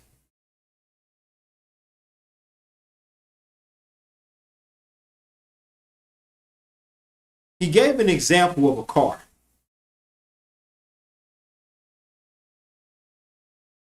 Let me ask, have you ever cleaned your car? Got in it, and it seemed to run a little bit better. It's not as loud.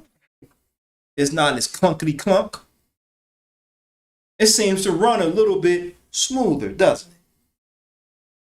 And it's not that it does, it's the cleanness effect.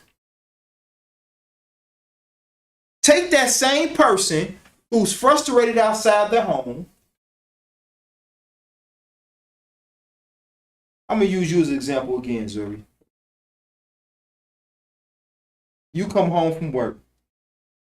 Do they got their own room? I know they do. Yeah. Yeah. You come home from work, right? You frustrated. You angry. Because maybe a song didn't play. You didn't mean to play City Girls. So all of us, that song kept looping. You're like, why is this doing this? This ain't even part of my... So you come home, you like, oh man, frustrated. And imagine you come in and you got clothes all over the place, shoes all over the place. You got a plate from where your grandma made you some breakfast that morning. That's in there still. You walk in, you smell it. It's like, man, something died in here. It stank in your room. That doesn't add or make you feel any. It shouldn't make you feel any better. But imagine you stressed and you walk into a house and it's clean. You smell pine salt, bleach, or the carpet's been vacuumed. Then you go to sit down, and when you sit down, it smells like Febreze, or it's, it might even be a little music playing in the background, a little jazz. You could be angry, but when you're in a clean environment, it helps to do what to you? Calm you down. You open your closet and you ain't got stuff falling out because you just stuff it in there. You open your closet and you take your jacket off. You can actually hang it up in the closet. You take your shoes off and you neatly got them in the corner. You ever been over somebody's house whose house is clean like that? It make you want to be clean, don't it? Your car could have chicken bones on the seat, old McDonald's bags under the chair. But when you get into their house, you walk in, the yard is clean. You walk in, it smells good. It make you be like, hold on. You'll stand there at the door. They be like, come on in. No, I got my shoes on. It make you want to take your shoes off. You got holes in your socks. You don't even care. Like, man, this house is nice. You understand? You careful where you sit. Why?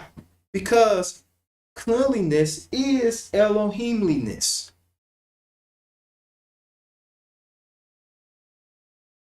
Then I want to share another thing that tells about you is your dress.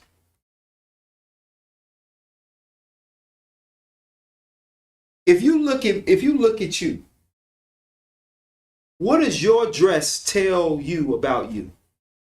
Let's say you didn't know who you were, and you see you walking into a room.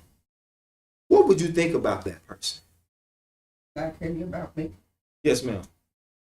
If I saw that person, which was me, walking to that room, I go, look at everything she has on. See if it's matching. Make sure that the shoes is matching the skirt and the hat and the earrings is everything. Now, if I look at it and she got on some red stockings and some green shoes, I might say, is she going to her clown show? Where you going? I'm gonna draw an opinion of that of her or me. It's the way I present myself, or if I see somebody else, the way they present themselves. I mean, it just for me, it's just natural for me to draw an opinion of that person. Mm-hmm. That person, he takes care of herself or himself. If not, obviously, maybe they can't afford. And even if they clothes don't look good, well, at least they clean. Mm-hmm. Don't have to be all name brandish. Mm-hmm. So it tells me something about. I agree. It tells you something. It tells you something about that person. So here's what I'm thinking.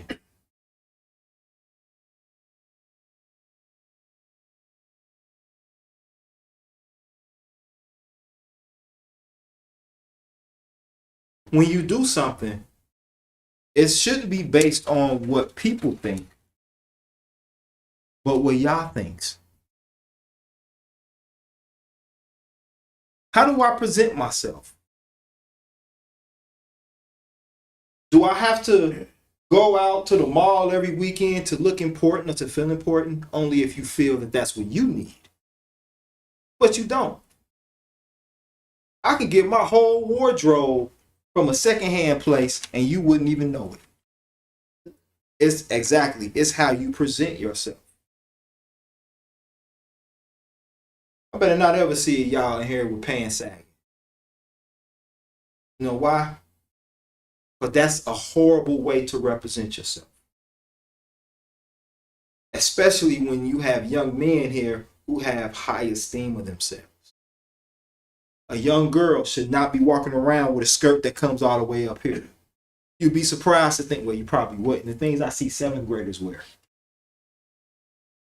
And they children, so they bouncing all over the place. They kids. That's what children do. You need to, you already out there. You don't need to be even more out there. Bending up, stop bending. Stop, put off the pants. You understand? Break the skirt a little longer. I talked to one young lady the other day. I told her, I said, man, I tell the students, I say, cussing for ugly people. Not saying that ugly people cuss, but I'm just saying ugly. You know what I'm saying? But how we present ourselves in a way is how we present the Almighty.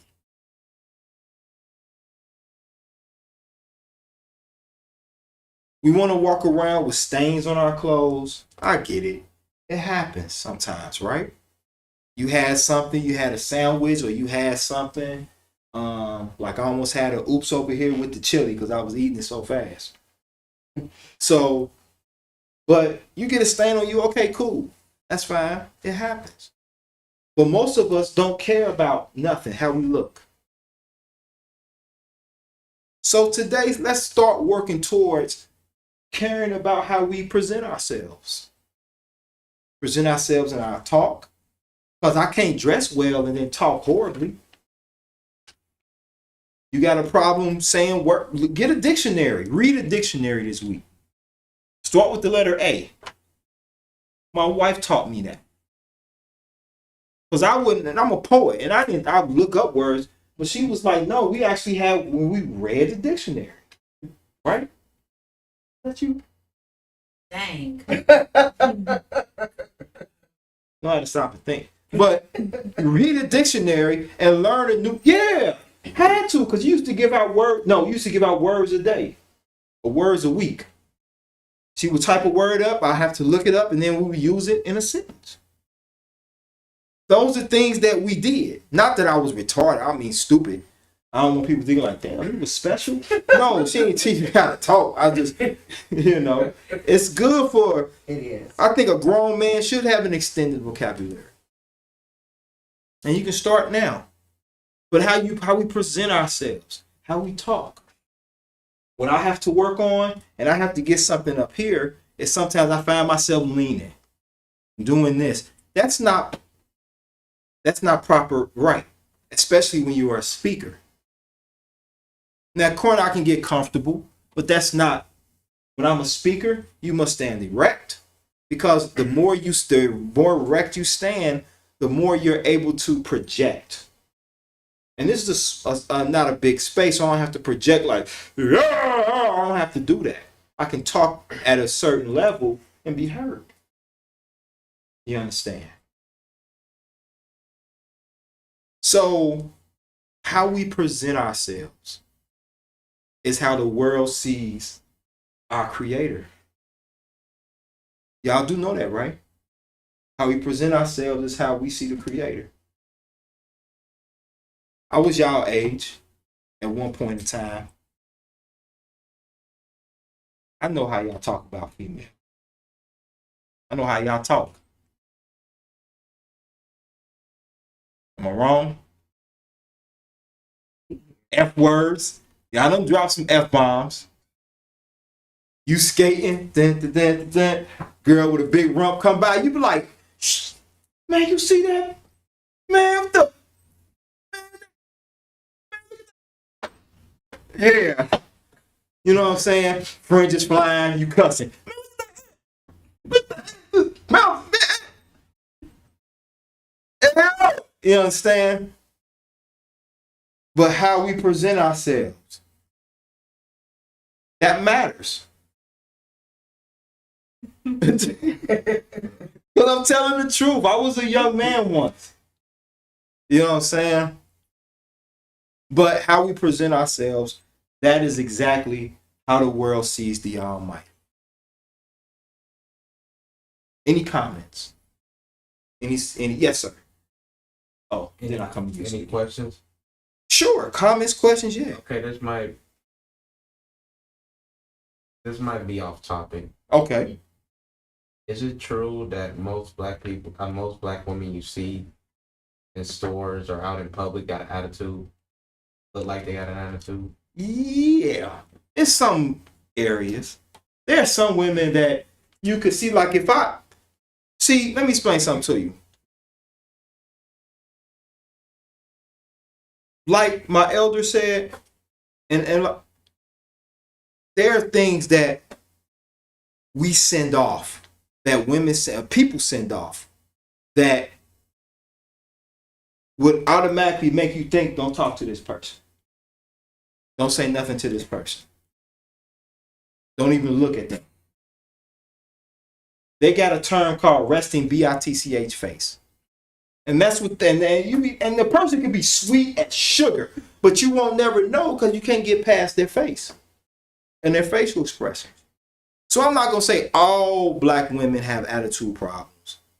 But sometimes what we also have to realize too is that black women have went through things, and we don't know what black women have went through to give them that mentality or that look. You understand? Because some women can look at men and be like, man, you look mean, but you a sweetheart.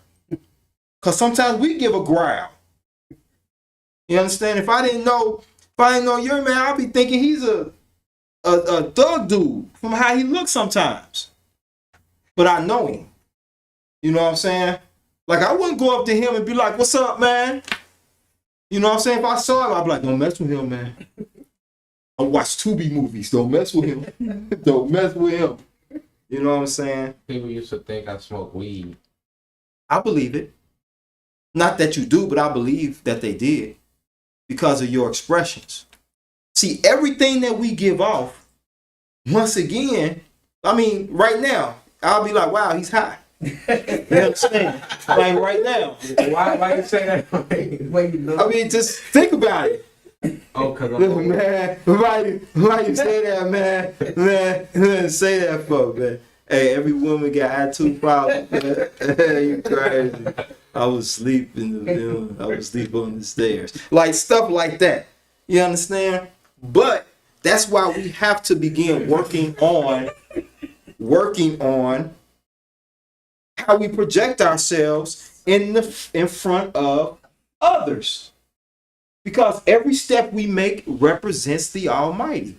Some may not believe that, but I'm here to tell you that that's exactly what happens. When we don't carry ourselves in a certain way, like when I'm standing up here and I'm doing this, and I know I throw jokes out there for us to laugh because being a teacher is not an easy task. Because I don't stand up here and I'm not teaching on how the Christianity is destructive or Islam is destructive. I'm hitting a whole nother area of how we can better ourselves for YAH. And sometimes it can move a little slow because I'm not attacking no one or nothing in particular. But, well, I may be attacking some things.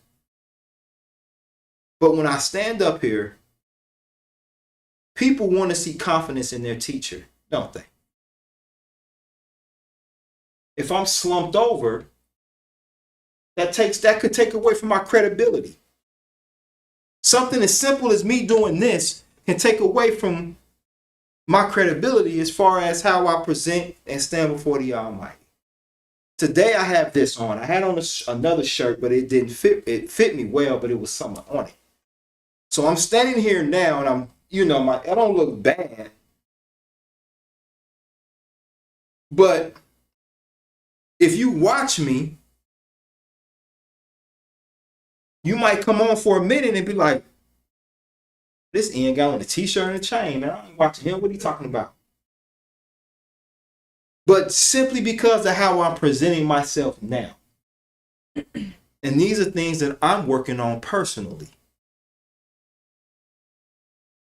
So everything that we do, how we dress, how we communicate, that entails, lets the world know what type of Elohim we have. You understand? Yes, ma'am. I'm sorry. So earlier you asked, would you take advice from a crackhead? Mm-hmm. So what if there was a homeless person who was homeless by circumstance Mm-hmm. and was still in their right mind, but you could plainly see through their dress and their living conditions, maybe on the street, that they were homeless? Mm-hmm. Would you not take counsel or talk to them, even if they were full of humility? Are you stating that that's not because that look isn't there, Mm-hmm. that they couldn't have a good relationship, or they're not personifying the Almighty, right? Well, what I would say is, in my state of mind, I would listen. Prior to knowing who YAH was or who YAH is, I wouldn't have paid any attention to that homeless person. I'd have probably been like, man, shut up talking to me. But because I know YAH and I know what humility is, I would listen to that homeless person. But Think about it. There's a young girl on YouTube, not YouTube, but TikTok. And she always starts off with, Car, I think you know, she always starts off with, my God. She has tattoos. She has her hair in, you know, in update styles. But she gets on there and she breaks down certain things out the Bible.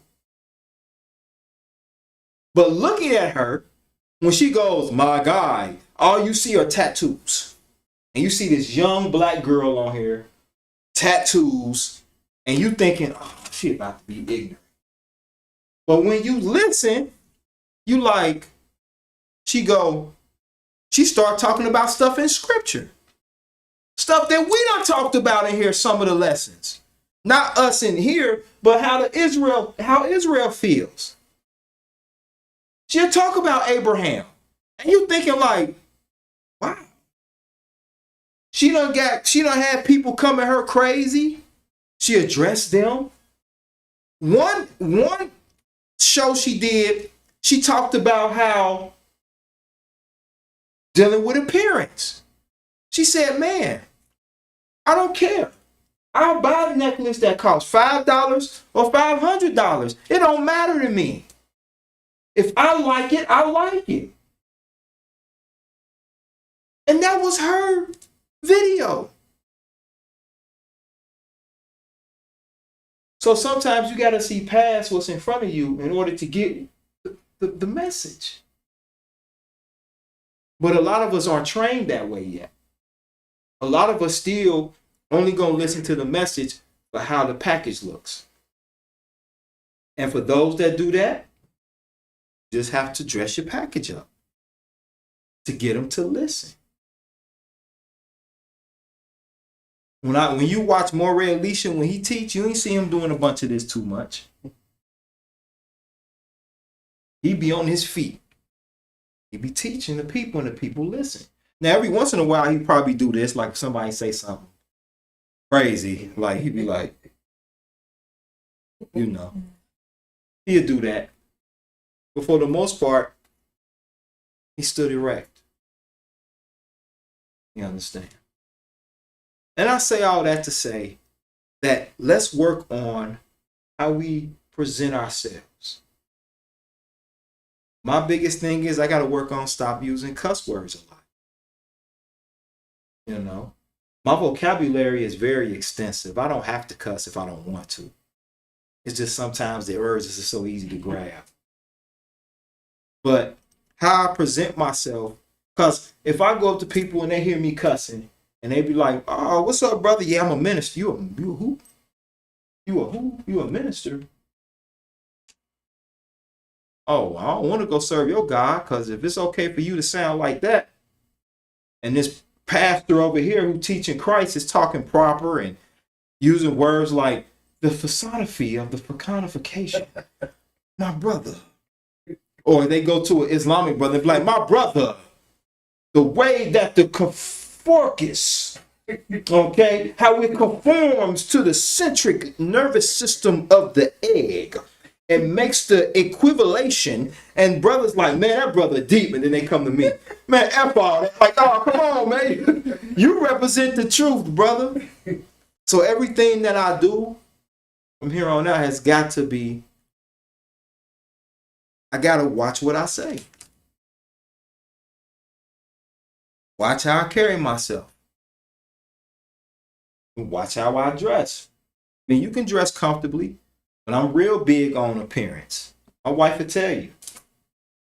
I'm real big on how you look and how you carry yourself. So praise Yah. I have a question. Sure. Say there was an event. Mm-hmm. Your best friend is having an event. Mm-hmm. And you haven't, you're typically not going to go to events, but you know this is important for him. Mm-hmm. And you are leaving and you're in the car and it's a black tie event and you spill Sprite on you. Mm-hmm. And you like, oh man, this is gonna be sticky. He has another friend that goes to every event and that comes dressed, however, Mm-hmm. clean, but sometimes not matching. Mm-hmm. What friend do you think invests more into the friendship? And okay, so the one that got Sprite is like, oh, I gotta go home and change Mm-hmm. before I go. Mm-hmm. But the other friend that doesn't match all the time, that's clean, still goes. What friend do you think that he invests more in? The one that went to change because of their appearance, or the one that just showed up?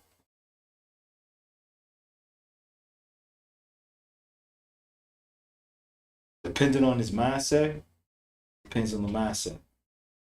The one that showed up, he'll be like, man, it's my boy. I don't care if he match. But the other one might be like, man, I got people here, man. I want you here, but bruh, why you got this on? Why you come with that stain? It depends on his mindset. It depends on his mindset. Now, something else I have been thinking about was something else he said, which was something I had been thinking about this week, was turn to the book of Luke. In Luke chapter 16. Luke is after Mark, which is after Matthew. Luke chapter 16.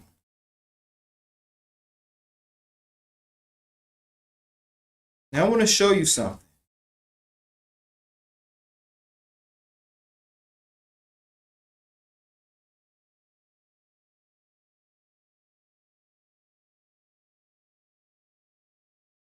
And I use a lot of examples.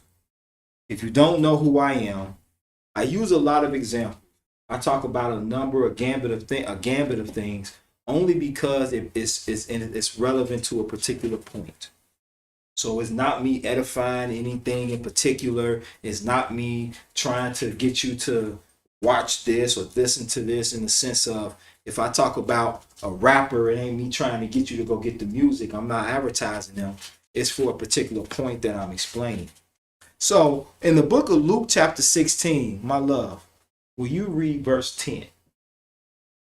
Please and thank you. He that is faithful in that which is least is faithful also in much, and he that is unjust in the least is unjust also in much. Now, what do y'all think that means?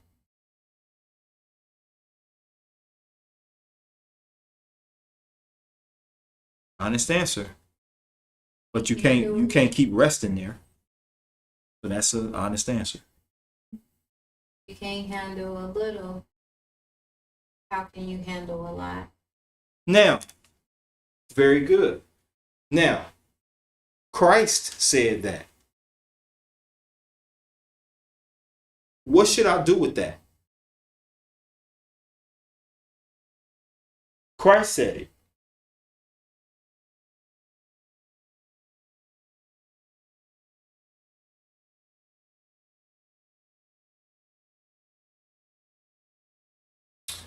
I mean, There are theories in the New Testament, and they'll start out by saying, "I have heard it said of days of old." So there's basically really nothing new up under the sun.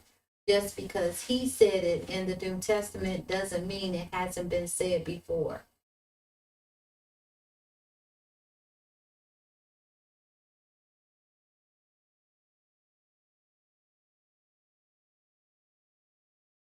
okay. So I'm asking again, what should I do with this? Should I toss it out with the baby water? With the bath water? Or should I soak it in? It came from Christ. What should I do? Should I denounce that? Look at the verse. Is there any wisdom in that verse? And if it's wisdom in that verse, point it out.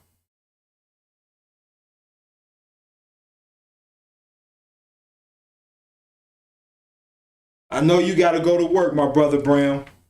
I know you're going to be leaving for work soon, brother, but I want to let you know, man, we love you here, man. Praise Yah. Love you, brother Brown. But if you could, brother, we did turn to Luke 16 and verse 10. And what I'm asking everyone is there wisdom in that verse? Even though it came from Christ. Is there wisdom in it?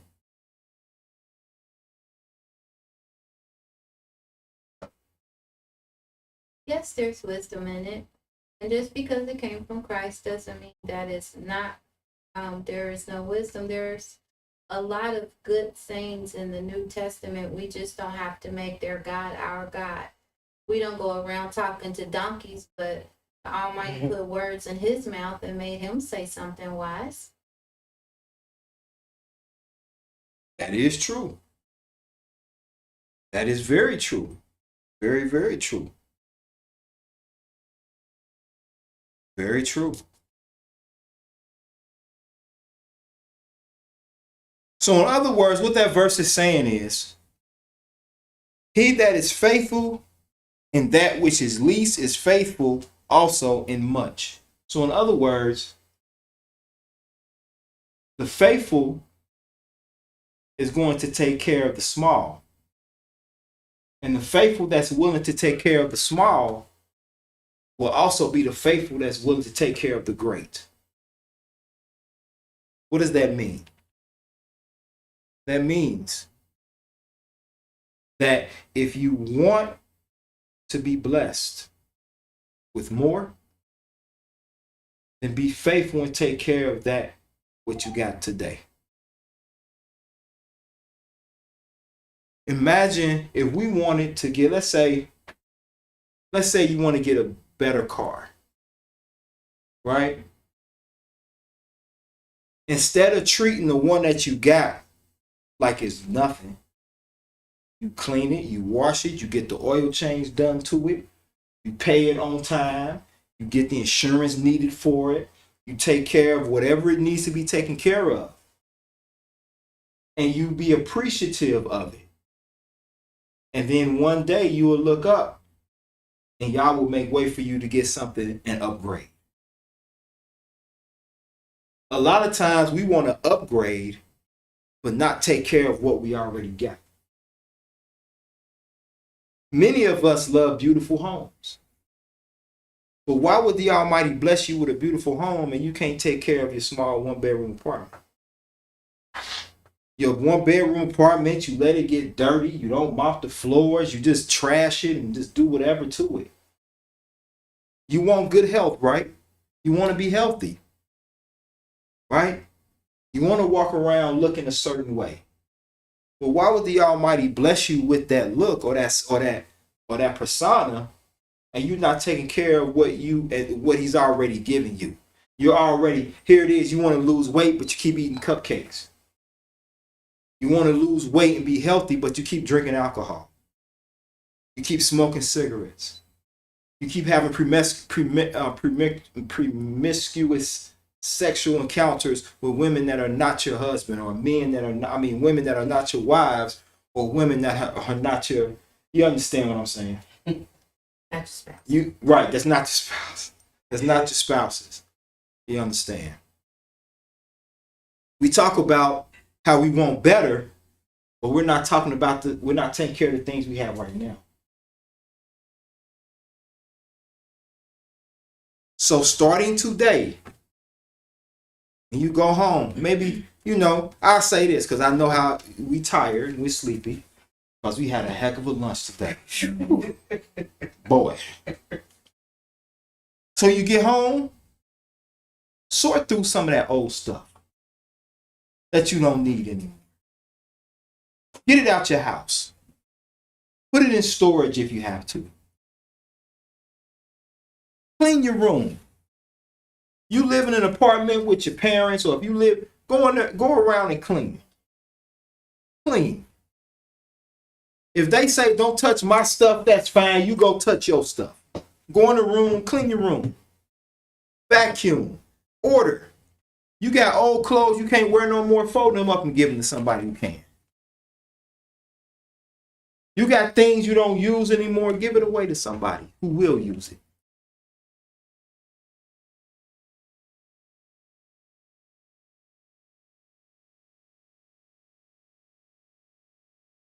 You understand? Clean your nails. Brush your teeth more than just on the weekend. You understand? Fix your posture when you're sitting. I know I have to do that, but sometimes I find myself slumped. Fix your posture when you're sitting. Sure can. Yes, ma'am. I see a lot of older white people. Mm-hmm. There's some black, they walk around like this. Mm-hmm. And I think it's because they have not sit up and read and then start. Yep. Like that. Yep. They See start. it a lot. Yeah. Yes, ma'am. They start bending over. You understand? Start taking better. This has been a topic I talked about before, but now it's at another level. Take care of yourself better. YAH is watching. You don't present yourself in a way for people's eyes.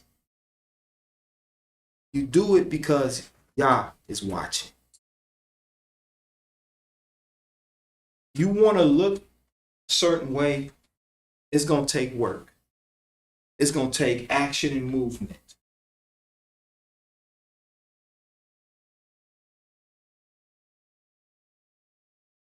There's nothing worse than having to deal with chaos outside the home, and then you walk in and it's chaos everywhere. People biting their fingernails and putting them. That's nasty.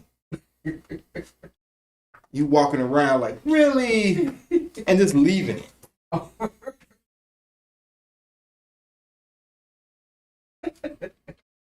House full of dirty clothes.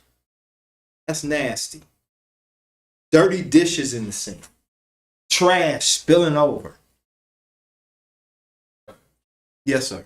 I believe having dirty dishes is nastier than having dirty. Could be. Nah, I'm not saying that both are. Then you wonder why people think you hot. Then you wonder why, baby. No, I'm listening. no, I'm not saying they're both clean. I'm just saying That's one of them. Do I gotta be in love to sit on the love seat? Like that's the question. Go ahead, man. Like that made no sense, brother. Like, go ahead, man. Never mind. Just forget it. Okay, thanks, man. But what yes, ma'am. Please help us make sense. You know what? When my children were small, I had my 5 children. Mm-hmm. What I would do, because like Sister Cindy was saying, you know how kids be drinking. Mm-hmm. When they would go to bed at night, Mm-hmm. I would clean my whole house. And when they got up, everything would be clean. And people would come to the house and say, oh, something. We lived in Winton Terrace. We never, you can ask my daughter, we did not have not one roach. And the people did not believe we did not have roaches. And I can believe it 1,000%. And for you to say that and live in And we T, did, yes. woo, where? No That's Colony. good. That's Colony.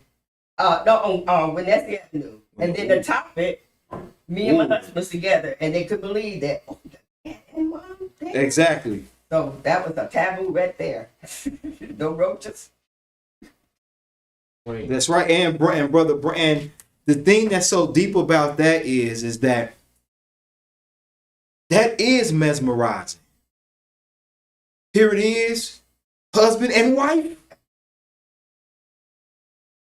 both working honestly, making decent money, raising their family. And here it is, next door. You got LaQuisha and her 10 children. Yes.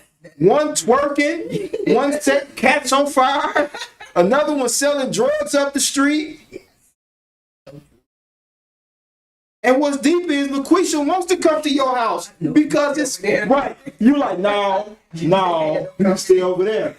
But they feel the peace and they feel like, damn, the cleanliness, because we got a connection to cleanliness. My brother Bram said, and you pleasing the Most High don't necessarily mean you please people. 1000% right, brother. Said, when I walk with my robe on, I get nasty looks. But this how Elohim dress. Real talk. You have on your garbs. You got, man, rock your robes. You walk in there with your head up with your robes on. You understand? They gon', man,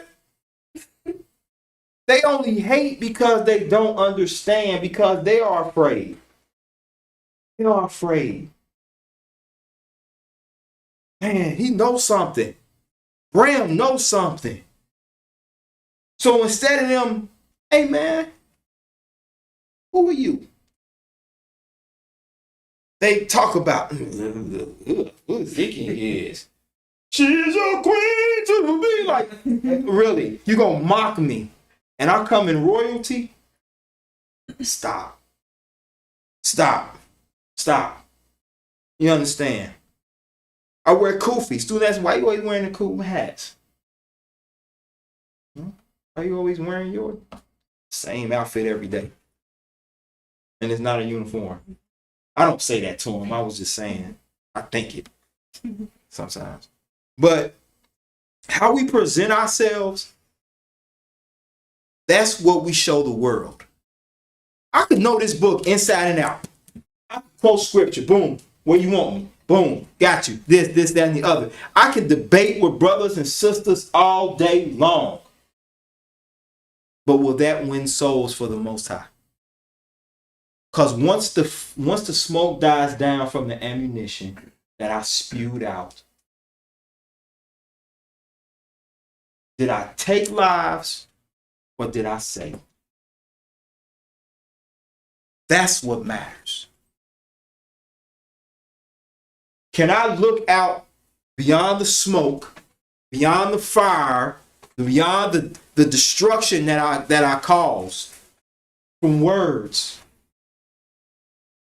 Did I save a soul? That's what matters. And I'm not one to say that I'm perfect, because I'm not.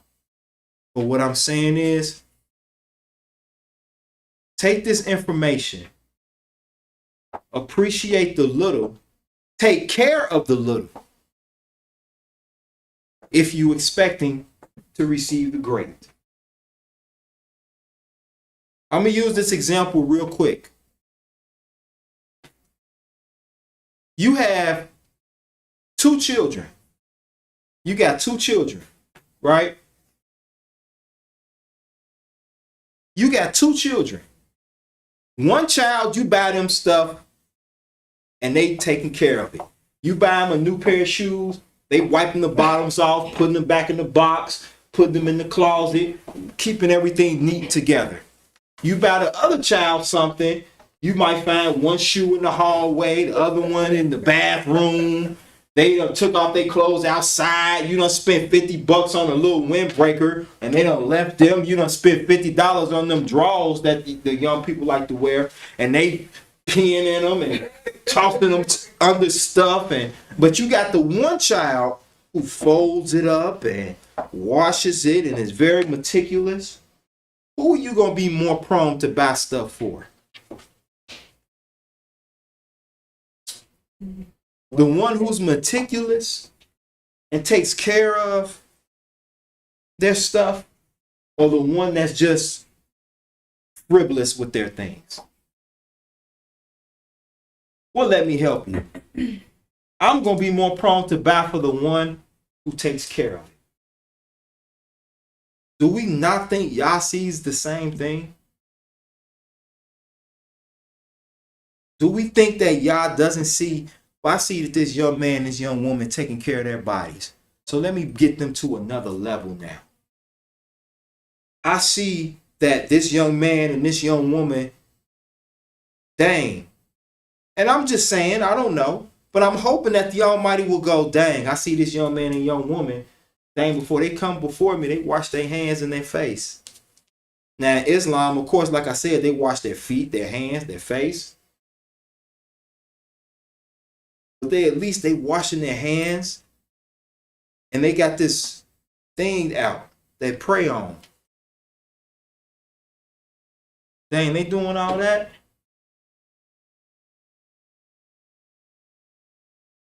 Here it is. Look at how this brother looking. No, he ain't wearing Versace. But he took the time to press out his pants. He picked out the nicest t-shirt that he got in his bunch. I think y'all may at that point look at that person and go, well, I'm going to bless them to be able to get a little bit more. Because they're taking care of the little that they got. And they're caring about how they present themselves to me. You got your hand up?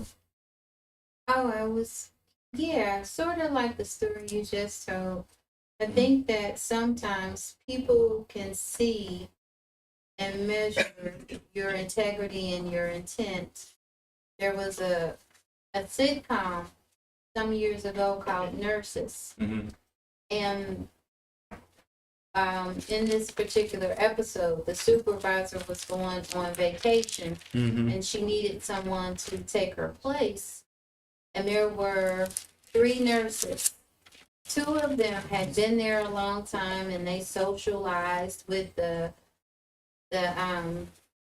patients and stuff, and they would take their lunch breaks and be gone, and but they had been there a long time, so they, I guess, thought they reserved that right. And then there was one there who hadn't been there as long, but she was goofy. She would tell goofy jokes. Nobody would laugh at them. She often questioned things that were done, but she got her nurse's notes in on time and everything.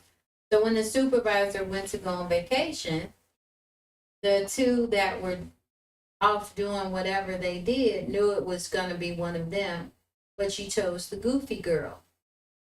And they were like, she hasn't even been here as long as us, and we know this place inside and out, and we've done this and we've done that. And the supervisor simply said, it's her integrity.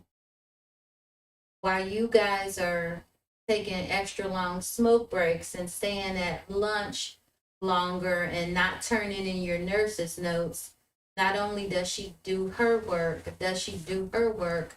but she has come behind you all to do yours. So sometimes people measure you by your integrity. Praise Yah. And that's definitely something that we all have to work on, is building a great integrity. All right. So are there any comments or questions? All right. If not, we're going to go ahead and pray out. Carl, you pray us out. All right.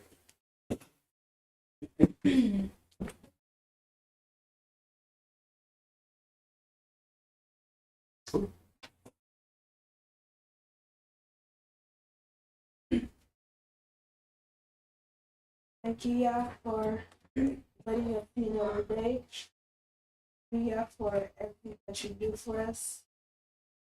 Thank you for blessing me, my family, everyone. Please bless your children, the children of Israel, Yah. Thank you for everything that you do for us. Praise Yah. And Yah spake unto Moses, saying, speak unto Aaron and unto his sons, saying, in this wise ye shall bless the children of Israel, saying unto them, Yah bless thee and keep thee. Yah make his face shine upon thee and be gracious unto thee. Yah lift up his countenance upon thee and give thee peace. And they shall put my name upon the children of Israel. Bless them. May Yah's holy and righteous name be upon us. but without Yah, we're nothing. Blessed be Yah. Blessed be his people, Israel. Glory belongs to Yah. Thank you for a beautiful Shabbat day. Thank you for allowing the broadcast to go well, for the brothers and sisters that listen in. Thank you for the wisdom and the knowledge you allowed to be poured out. Blessed be your holy and righteous name. Pray these words are accepted by you. God, thank you. Hallelujah. Hallelujah. Hallelujah. Praise the mighty Yah. Yah is righteous. Yah is holy. Yah is to be magnified. Amen. All right. Well, once again, we thank everyone. Shalom, brother. Shalom, shalom, family. We thank everyone for tuning in and for the wisdom and knowledge they gave.